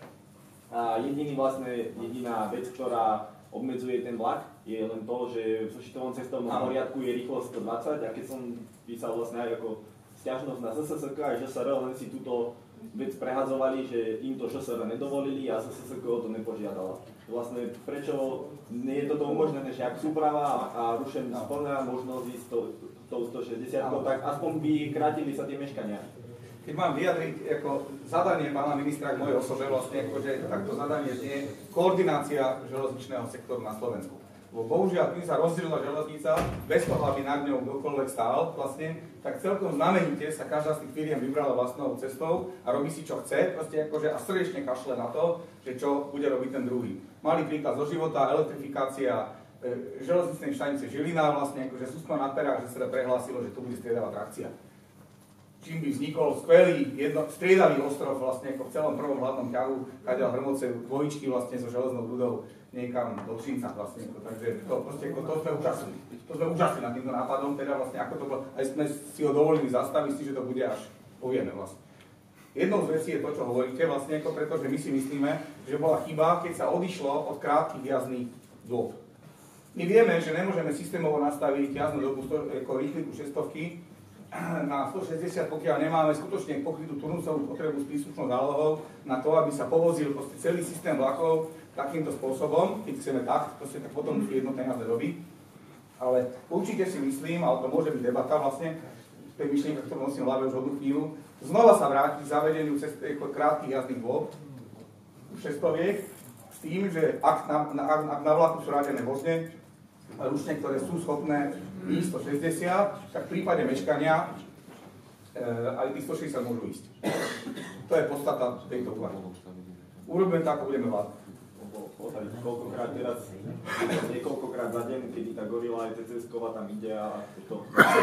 Rozumel som, odpovedal som. Ešte by som chcel teda... Tu sú trošku iné problémy, ktoré sú hĺbšie. V prvom rade ide o bezpečnosť. Pán Baťka, dynamik, ktorý tomu rozumie. V prvom rade ide o bezpečnosť riadenia prevádzky a dopravy teda, pretože keď má cestovný poriadok presu 20 nemôže ísť po 60 a naopak, tam súvisí s vyrozmievaním a týmito vecami ďalšími. A druhá vec, krátke časy, podľa toho, ako boli postavené podmienky pre tvorbu krátkych časov, boli nezmyslom. Pretože boli časy urobené pre trať, kde sa dosahovala rýchlosť minimálne na niektorých úsekoch aj 140-150 km rýchlosť a pritom traťová bola len 100. Ale to vyplývalo z podmienok, pre ktoré boli krátke časy určené. Pokiaľ sa učia iné podmienky, ako boli za onoho času, tak možno to bude prínos bude mať nejaký. Ale určite nebudú také výrazné rozdiely, ako boli kedysi. Skráty na normálnych časoch. Ale principiálne toto musíme otvoriť, proste ako tento argument bol pomerne povšetný. povšetný. Musíme vyriešiť bezpečnosť. Čo máte na mysli poviem bezpečnosť v tejto súvislosti? Prezvaniacie intervály proste na prieceste tam nie sú proste. Nenapadá ma proste ako teraz. Čo myslíte, vysvetlíte mi, že čo je bezpečnosť? Pretože po trati sa nám pohybujú ľudia, ktorí dneska už síce majú všetci tam mobilné telefóny, ale vzájomné zložky jednotlivé nie sú natoľko koordinované, aby vedeli o tom, kto všetko na tej trati momentálne je. I keď by to malo byť vedieť. Sláva, ICčka vedia asi 160, proste akože, takže tam bude to treba sa vyriešte, proste, toto nenevajte sa na mňa, vlastne ako pokiaľ nebude, ale lovacký fyzikálny argument držať na stole, že to nejde, tak to nejde. Už som sa zrazil zo ŽSR raz, bolo to v prípade Pisové Sporovská Polhora Zubnicová železnica, kde som, a teraz to poviem na rovinu, vlastne sa dozvedel, jak sa to nedá. A ja na to som akože mimoriadne haktivý. My nehovoríme, že to nejde. My hovoríme, že to treba nastaviť podmienky také, aby to malo zmysel. Ja by som mal ešte teda na vás takú doplňujúcu otázku. Niečo podobné sa, keď začínali ICčka jazdiť vlastne počas prvého roka 160, tak nejak v septembri bola zmena, že sa dalo do CCP-čiek aj s vyšším párom ICčiek, ktoré dovtedy nejazdili 160, že v prípade nasadenia rušňa z ETCS môže ísť 160. Vtedy nebol problém a teraz toto isté napísať pri 600-kách už je problém? No tak preto sme to aj zrušili vtedy. To sa neskončilo. Pokračovalo sa od decembra, že ICčka mali už 160. Ale jazdné časy mali urobené jedný. Veď áno. Na cestovný poriadok. Veď áno. Ale keď ten rýchlik mešká, len vtedy by išiel tých 160, aby krátil meškanie. Ale jazdná doba bola urobená tak, aby to vyhovovalo tej rýchlosti. Áno, aj teraz hovorím, nech zostanú 600-kové rýchliky na 120, ale je tam možnosť. Jazdný čas nemôže zostať 120, pretože jazdná doba 10 minút a keď tam pôjde rýchlik 160, tak skráti jazdnú dobu na 7 minút napríklad, 8 a tie 2 minúty nám už robia nejaký problém.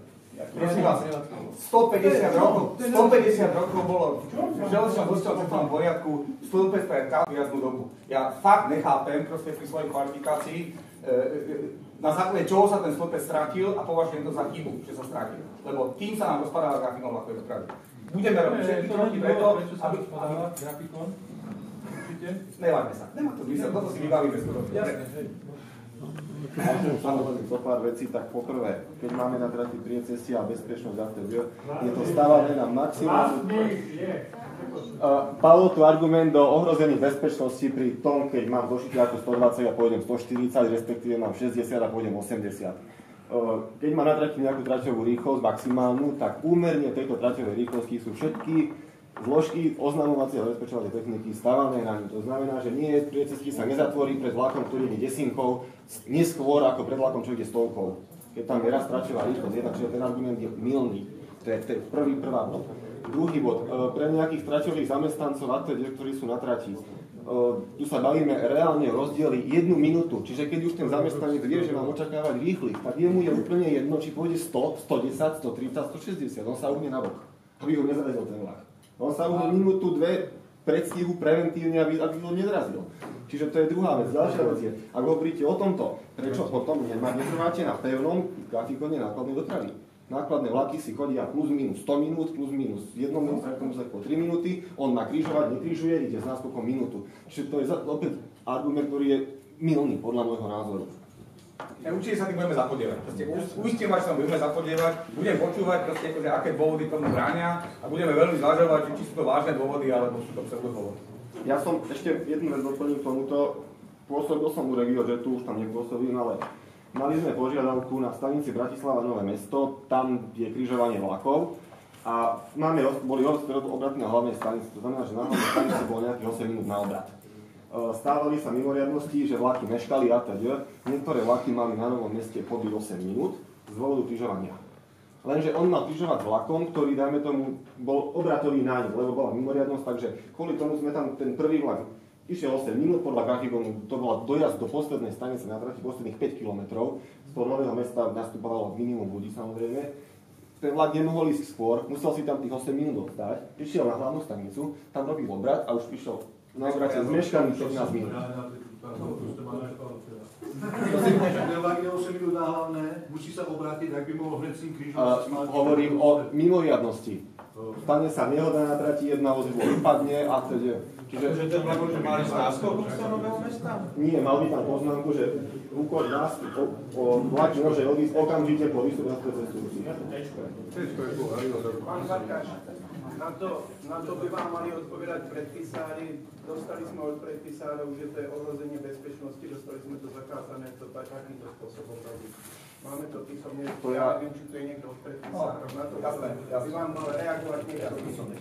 My si to musíme niečím dať. Nie, toto je bohužiaľ toto je stav, proste akože, ktorý nastal po rozdelení železníc, pretože kým to bola jedna železnica, vlastne tak tie spätné väzby v rámci toho podniku fungovali. A to rýchlo došli z poschodie na poschodie, proste ako dopraváci za bezpečákmi robiť cirkus vlastne. Dneska je to samostatná firma a ja si budem robiť, čo ja chcem a ja na vás kašlem a vy sa postavte na hlavu. Toto je dôvod, proste, pre ktorý sme sa do toho začali zaujímať my. A takýchto dôsledkov toho rozdelenia železnice je milión, bohužiaľ. Áno. Taká dosť akademická debata je okolo toho, čo sa môže, čo nie, či je krátky čas medzi 100 a 160, to rozdiel, že nie. Ale pri týchto debatách, pri tých vzťahoch a pri konštruovaní či grafikov pobytov, jazdných by sa mal naozaj číslo 1 byť cestujúci. Pretože toto mi plíni, ako keby to sa železničiari hrali, kto je múdrejší.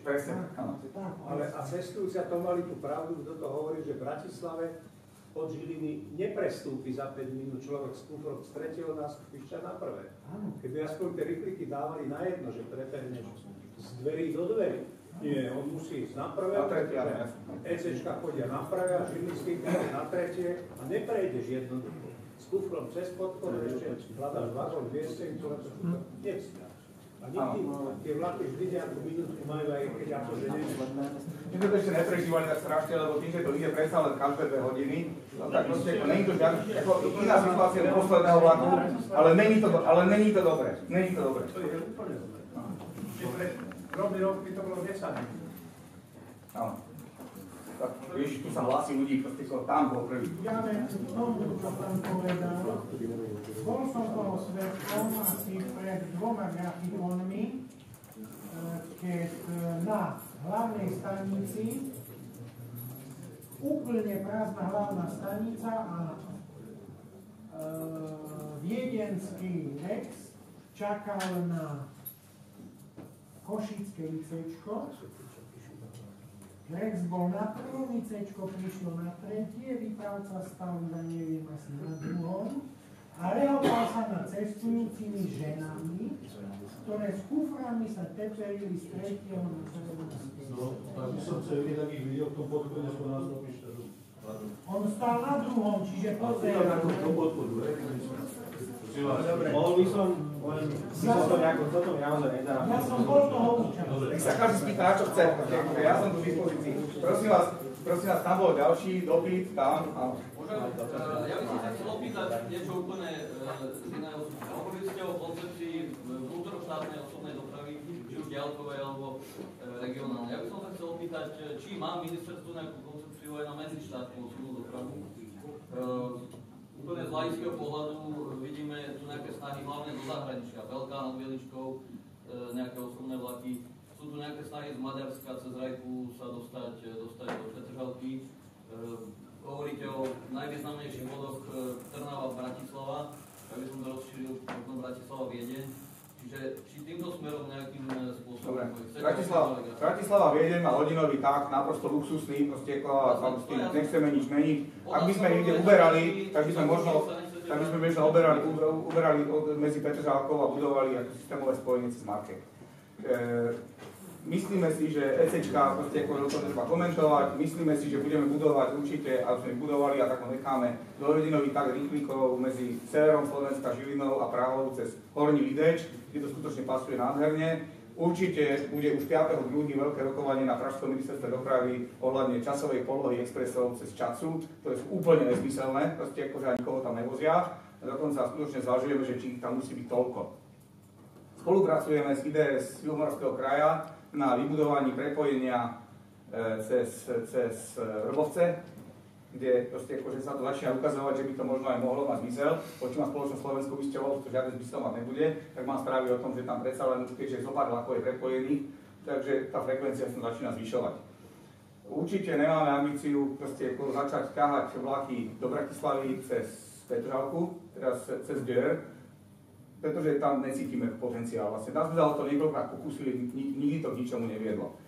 Spojenie z Volenska s Budapešťou by sme radi vyriešili, sme sa pokúšali riešiť niekoľkorakým spôsobom, buď použitím trate Levice Štúrovo, kde by sme ale museli obrovsky urýchliť asi o 10 minút, proste akože česko je nereálne, aby stíhali rýchliky od Zvolena vlastne s prestupom v Leviciach smer Štúrovo na ECčka, to nejde, ale ukazuje sa nám, že možno to nebudeme ani veľmi riešiť, pretože pohodlí sa tento prestup uskutočnil cez Nové Zámky Šurany medzi systémom bystrických vlákov, lebo ECčka sa posunula asi 25 minút ako na skôr, proste ako teda na príchode do Bratislavy doľava.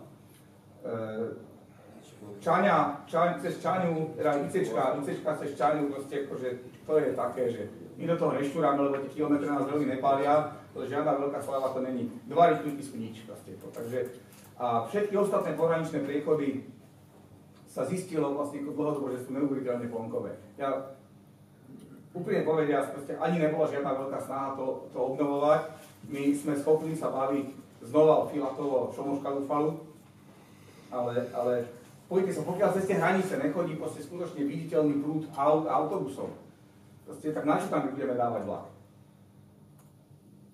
Pri tom obmedzení vlakových kilometrov, čo máme. Nevidíme nikde impuls, aby sme to spravili. Keď tam tie vlaky boli, tak s tým chodilo 5 ľudí. A to bolo drahé. Odpovedal som? Jo, a ešte som zabudol vlastne, akože teda Vlárská trať, to je na zavretie a budovanie prechodu, ako systémové budovanie prechodu Lúky pod Makytou, na Čechy. Aj konec asi. Všetko podstatné. Ešte tam bola jedna tam, nech sa páči. Ja by som chcel, keby sme sa vrátili k tým citlivým témam, ktoré ty tu nechceš nejak otvárať ako štátny úradník, ktorá ako beriem, pretože tá stolička, na ktorej ty si, to je osie hniezdo a to ja ti môžem len poďakovať za to vystúpenie a držať palce, aby si k tomu osiom hniezde nejak ďalej pomáhal železničnej doprave. Ale predsa by som sa vrátil k niektorým problémovým otázkam, a keď chceš, tak reaguj, a keď nie, tak nie. Cestovanie zdarma, dôchodcovia, študenti. Či chceme, alebo nie, to rozhodnutie tu je a musíme s tým niečo robiť. Ja osobne som rád, že toto rozhodnutie prišlo z toho hľadiska, čo aj ty hovoríš, že je tu skutočná objednávka pre železnicu. A teda je to do určitej miery aj záchrana zamestnanosti na železnici a tak ďalej. Ale nepovažujem to za rozumné rozhodnutie. Je to politické rozhodnutie, ktoré má samozrejme aj svoje politické, možno aj stranické pozadie. Ale ja by som, keby som tento problém mal riešiť, to je teda úvaha, tak by som najprv vyriešil integrované dopravné systémy, aspoň vo veľkých mestách a v okolí veľkých miest, Košice, Bratislava, Zvolen, Žilina, integrované dopravné systémy a potom by som zaviedol maximálne zníženie cestovného v rámci integrovaných dopravných systémov. A to by malo svoj zmysel, to by bolo systémové rozhodnutie. Lenže viete, ako to chodí. Že generálny riaditeľ má životnosť 2,5 roka a politické strany majú tiež krátku životnosť a od volieb do volieb sa niečo koncepčné a systémové dosť ťažko dá robiť. Takže to je práve, príčina je práve v týchto slabostiach. Ale Jirko, či chceš, či nechceš, ty sa musíš s tým zaoberať, pretože to rozhodnutie tu je a teda musíš dodatočne sa dostať tam, aby fungovali integrované dopravné systémy, to, čo v Čechách už je takmer samozrejme. A my nie sme schopní jeden integrovaný dopravný systém vybudovať v Bratislave. Chcel by som pokračovať. V tom, dovolte mi jednu epizódku, lebo Jirko, ty si začal tým, že by si chcel hovoriť o stratégii osobnej koncepcii alebo osobnej doprave a tak, hoci žiadna stratégia neexistuje. No tak ja sa veľmi ani nečudujem, pretože keby sme zobrali tú historickú genézu, nakoniec ty si to opísal vo svojich knihách, historickú genézu, tak osobná doprava raz mala určitú priazeň a väčšinou priazeň nemala. A ja sa vrátim k obdobiu, kedy sme rušili vlaky. Vyše 30 trás osobných vlakov sme zrušili a ja si pamätám, a tá epizóda bude pre vás zaujímavá, kedy už po týždeň trval štrajk a už bolo ohrozená výroba v US Steel, boli ohrozené ďalšie fabriky, nemali suroviny a tak. A tak minister Prokopovič zvolal zasadanie krízového štábu, ja som tam bol, a zavolali po určitej taktickom dohovore, zavolali si odborárov a povedali, počúvajte, spuste od zajtra nákladnú dopravu. Ak máte zodpovednosť pred svojim členstvom, tak pustite nákladnú dopravu a osobno môžete štrajkovať ešte aj mesiac. Na osobnej nám nezáleží. A odborári boli šokovaní z toho, že vlastne my štrajkujeme kvôli tomu, že naženieme strach štátu, že je tu nejaká osobná doprava, ale na Slovensku bez väčších problémov osobná doprava bez železnice fungovala. Tak, áno, a to je šok bolo, aj pre odborárov, aj pre nás to bolo dosť také šokujúce. A to ešte mala nákladná pre mňa, postaviť sa pred novinárov bolo dosť ťažká situácia, pretože to bola naozaj, taká bola pravda. Lenže táto pravda a tento postup vtedajšej vlády sa nám strašne vypomstil, pretože dneska máme zahltené všetky mestá väčšie, máme zahltené aj diaľničné úseky, lebo sme si mysleli, že my osobnú železničnú dopravu my nahradíme autobusmi alebo autami. Nenahradíme. Už teraz tento problém musíme riešiť, pretože to inak nejde. A preto, Jirko, ja keď som písal čiernu dieru o železničnej doprave pred 2 rokmi, a ma mrzelo, že zase rušíte vlaky.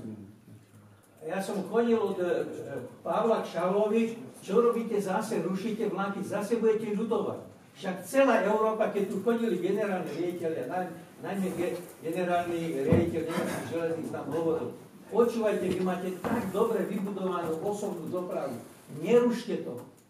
Snažte za každú cenu si to udržať, pokiaľ len sa to dá. Ale my sme na tieto rady sme nedali, ale na tie rady Svetovej banky, Európskej banky a neviem čo, ktoré nám, môžem otvorene tu povedať, v žiadnom prípade neprijali, pozerali na svoje záujmy, na tie ich rady sme dávali a robili sme zoznamy tratí vlakov, čo budeme rušiť. Pretože to ich bola elementárna základná požiadavka.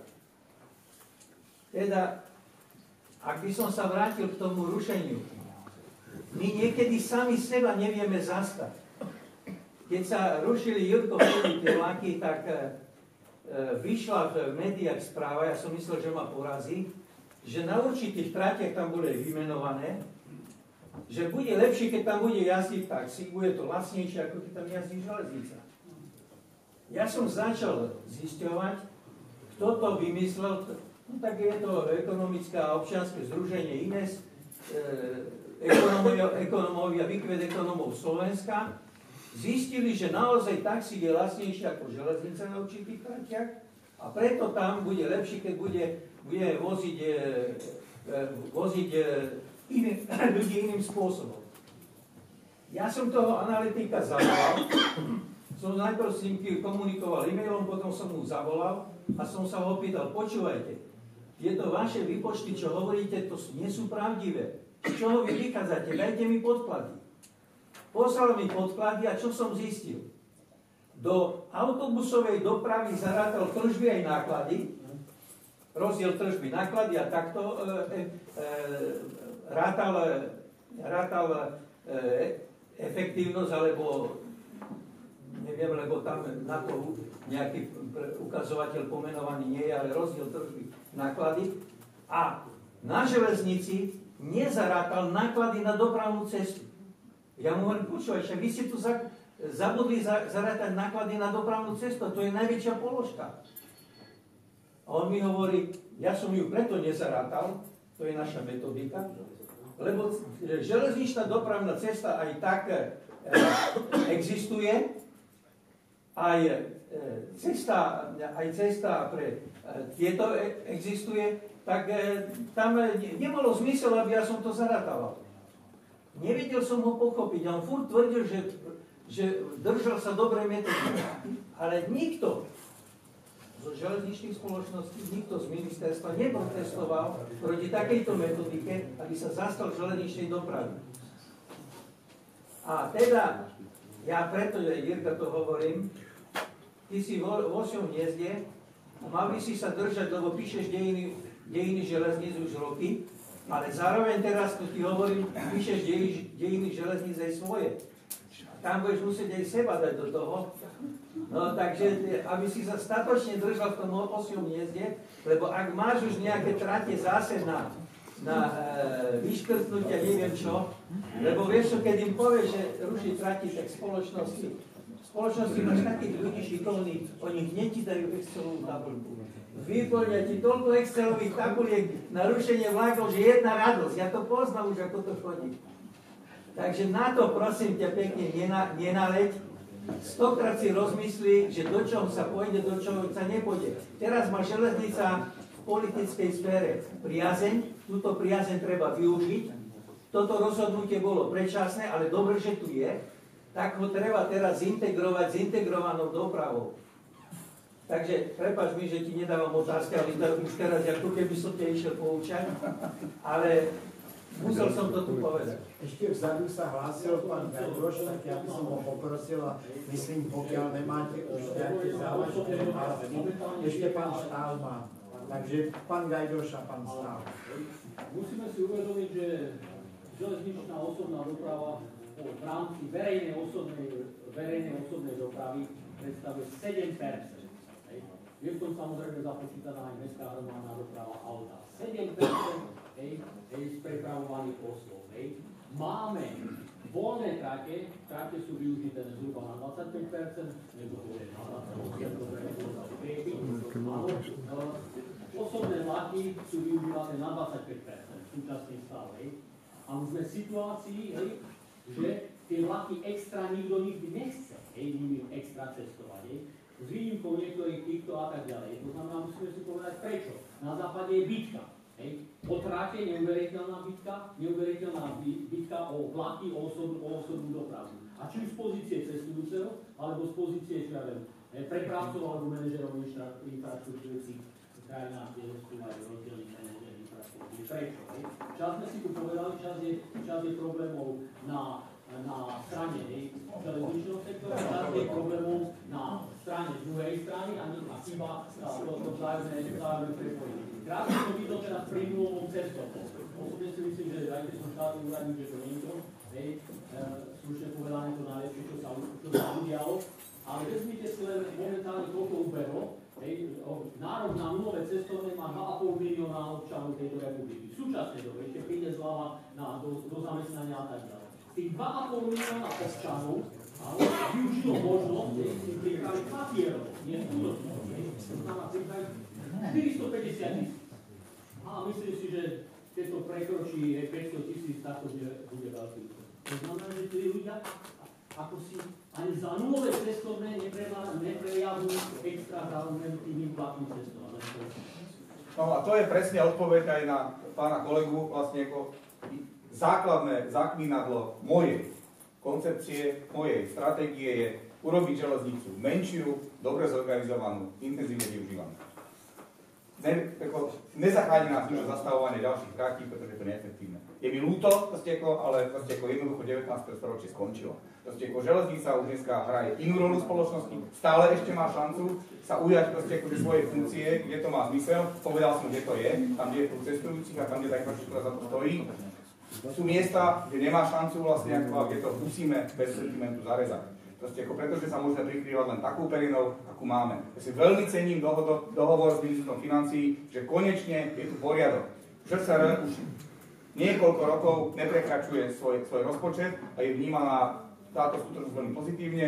Železničná spoločnosť, kým nenastalo toto rozhodnutie o bezplatnej preprave, sa veľmi systematicky blížila k vyrovnanému hospodáreniu, hoci sa to nepodarilo a je to preto, pretože to delenie peňazí bolo viac politické ako odborné v roku 2011, je o tom svoje. Takže, ale je to tak, už to sa opisuje, ministro financí robí tabuly každý rok vlastne, ako a zatiaľ sa to rešpektuje. V tom je základ vlastne. Áno, je to blbé, je to tiež nerobí dobrotu, preto som vymýšľal, ako zachovať tie trate vlastne ako len pre turistické účely a podobne vlastne, ktoré z toho vypadnú, ale my ich financovať nebudeme môcť a chceme voziť okolo Bratislavy vlaky každú hodinu, v špičke každých 30 minút. Posledná snad. Ja to boli len samé makropohľady na železnicu. Ja chcel obrátiť pozornosť na nejaký menší pohľad. Na začiatku ste spomínali, že komparatívne nevýhodou železnice je to, že často mimo obcev a končí na predmestiach a tak ďalej a tak ďalej. Otázka je taká, či železnica nemá záujem robiť nejakú aktívnu politiku, aby sa presadila, lebo stále sa tu hovorí o železničnej sieti, ale ja sa nepamätám za posledných 40 rokov, že by sa niečo nového postavilo. Ale otázka je, či železnica má záujem niečo urobiť, tom napríklad integrovaná doprava v Bratislave do stredu mesta, do filiálky a podobne, proste aktívne nejakým spôsobom zatiaľ nielen využívať to, čo je staré a tak ďalej, a je často nefunkčné a mimo záujem, ale práve do toho, tam, kde tá potreba dopravy je zjavná. Áno, tu do Bratislavy tam tie diaľnice a to všetko to presudené, ale železnica nevie o tom, že by niečo robila, aby aktívne robila túto integrovanú dopravu, alebo čo ja neviem, premiestnenie zastávok do epicentier pohybu obyvateľstva. Dobre, odpoviem na to, bez toho určite registrujete, že sa robí feasibility štúdia, ako som to povedal. Na Bratislavský úzol, vlastne sa úplne podľa nových pravidel. Ako sa navrhuje feasibility, nie tak, že sa zadá, že tu chcem 80, tu chcem 100, tu chcem 3 kola, 3 peróny a tu chcem 2 kolaj. To bude úplne iná správna feasibilita. Ktorá bude posudzovať prúdy, časové polohy taktových vlakov na hranici mesta, intenzitu 30 minút, hodina vlastne a tak ďalej. A z toho vyplynie, a zadanie feasibility je, že povedzte nám, ako tie vlaky vyjazdiť v Bratislave optimálne, aby kapacita stačila a aby sa obslúžili tie prúdy, ktoré majú zmysel. Bez veľkého študovania sme do toho išli vlastne s istou predstavou, ktorá ale musí byť to feasibilitou potvrdená, znamená, že to dáva zmysel, ktorá znie. Obnovte filiálku ako zapustenú, ale nie do 18 či 16 či koľko metrov pod zem. Dokončíte vlaky všetky, ktoré chodia od Nových Zámkov a od Trnavy vlastne ako na filiálke, dostanete ich do centra verejnej mestskej dopravy, odlačíte hlavnú stanicu tým pádom, prestupy medzi ďalkovými vlakmi a miestnymi vlakmi z tohoto smeru strávte na dvojstaničí Vinohrady Predmestie, lebo to sú 250 metrov od seba, tak to tam nejak zdevelopujte vlastne, a ak vám vyjde na to cost-benefit analýza vlastne, tak to je jeden z konceptov, ktorý možno z tej CVAčky, z tej feasibility štúdie vyjde. Možno, že z toho vyjdú aj iné koncepty. Z toho, tam sa uvidí, že či chceme, alebo či treba, alebo nie, že chceme, nechceme, či treba, alebo netreba z dvojkolajní Bratislava, Nové mesto, Bratislava hlavné, jak postavíme zastávky, integrované dopravy. Prosím vás, nehovorte mi pojem integrácia na Slovensku, pretože kým nedojde k zjednoteniu objednávania autobusov a vlakov, integrované dopravné systémy nebudú na Slovensku. Nebudú. Ja som 2 roky behal okolo bratislavskej integrovanej dopravy a konštatujem, že kým nedojde k zjednoteniu objednávateľa, tak nie je možné, aby ten systém fungoval. Bude s tým ešte veľký problém. Lebo autobusári sa nedohodnú s nami.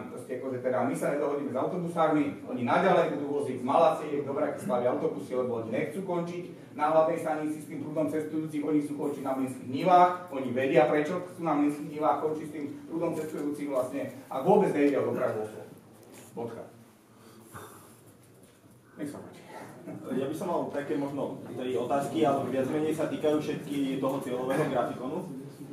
Prvá otázka, že vlastne či ministerstvo, či ste neuvažovali o tom, že vlastne by sa zahrnuli aj nejaké to rýchle spojenie Bratislavy a Košíc, napríklad IC vlakmi, do toho cieľového grafikonu s tým, že teda neboli by to dotované vlaky, boli by to proste, ministerstvo by si objednalo, chceme každé 2 hodiny ICčka Bratislava Košice, bol by tam nejaký štandard. A my budeme to platiť, že? No, ako, takto, že proste by sa vyhlásila súťaž, že kto to odvozí sa najmenej, lebo proste myslím si, že tá základná obsluha Bratislava Košic, že 6 hodín rýchlikom, alebo nechať to na súkromných dopravcov, ktorí proste si vyberú len tie najlepšie časy a v ostatných časoch už... Oni si vyberú tie časy podľa toho, keď tam cestuje najviacej ľudí. Veď práve, ale že... Takže fajn. Veď práve, ale akože ten dopyt určite je aj v tých ostatných časoch. Možno by, keby je tam tá objednávka, že mal by to ten dopravca isté, že bude tam len on každé 2 hodiny Bratislava Košice a proste keď mu 6 vlakov za deň zarobí a 2 mu vyrobia smratu, tak proste si to dorovná. My si počkáme, ako dopadne súboj Intercity vlakov na trati Bratislava Košice. Tým, že to neplatíme, vlastne tak sa na tom celkom dobre zabávame. V tomto okamihu a uvidíme, povieme to tak, dobre? Na túto otázku odpoviem inak. Áno, segment rýchlych vlakov z Bratislava Košicami má svoj zmysel, vlastne ale bavíme sa o tom veľmi predčasne. Tam sa ukáže, či sa to dá voziť zadarmo, alebo nedá voziť zadarmo. Ja mám svoje pochybnosti. Dobre, ešte by som teda, mám nejaké príde, teda ešte ďalšie 2 k tomu cieľovému. Nie, prosím vás, to už je fakt posledná. Dobre, jedna vec je tá Banská Bystrica, že teda tým, že když sa vypísala súťaž Bratislava Banská Bystrica, rozbijú sa buď priame vlaky Bratislava Košice, alebo Bratislava Zvolen Žilina, respektíve Zvolen Žilina, či vlastne nie je škoda, že sa to vypíše iba na ten úsek Bratislava Bystrica, ani napríklad Bratislava Bystrica Žilina, alebo Bratislava Zvolen Košice, aby aspoň jedno z tých ramien zostalo ucelené, lebo vlastne takto sa všetko, čo sa dá robiť, sa tým rozbije. Bratislava Bystrica je krajské mesto. Bystrica je nejakým nedopatrením minulých režimov elektrifikovaná. Dneska tam nič pod elektrikou nechodí vlastne. Nám sa vidí, že toto má zmysel. Tak to vlastne. Áno, vieme, že vlastne buď sa dohodnú o prechode priamých vozňov vlastne teda medzi týmto ramenom a Plešicom, alebo sa nedohodnú vlastne, ale budeme to riešiť na prestup vo Zvolenie a na prestup Bystrici. Bohužiaľ liberalizácia vlastne všetky tieto veľkolepé racionalizácie, ktoré boli možné, kým bola jednotná železnica vlastne, lebo dneska obeh vozňov je taký, že Bratislava, Bystrica, Mrúdky, Praha, Bratislava, takže to je fajn, proste najezde koľko kilometrov, ale my budeme skôr či neskôr, už aj termín je pomerne sa začína vysovať, okolo po roku 2020, donútení liberalizovať proste isté stanovené objemy vlakových výkonov. A v tom prípade vlastne sa tento systém rozbije, respektíve rozbije sa istúci systém a budú sa hľadať nové možnosti dohovorov medzi jednotlivými firmami, ktoré proste tú liberalizáciu zvládnu tu a tam, či sa dohovoria o tom, že sa budú prechádzať. Zo systému štátnych železníc prejdeme na systém okresných železníc, ktoré sa budú musieť medzi sebou dohovárať. Ale z toho to nevidíte. No a teda ešte posledná otázka. Som povedal, že 3 mám, čo sa toho týkajú. Je to vlastne technicko-ekonomická štúdia, ktorá sa týka low-moldov nitra, šúranie, optimalizácia a elektrifikácia. Tam vlastne už SR si podľa mňa, alebo nielen podľa mňa, sa dalo dosť také kritériá čudné. Tým, že napríklad zvýšenie traťovej rýchlosti na 120, ale viazdy do staníc na 50 a peróny do boku. Nebáme sa o tom. CBAčka, vlastne respektíve ten pokus o CBAčku, ktorý bol v tej technicko-ekonomickej štúdii, naznačil, že je to celé úplne zmysel. To je no. Pravda. Takže tým pádom by som skončil.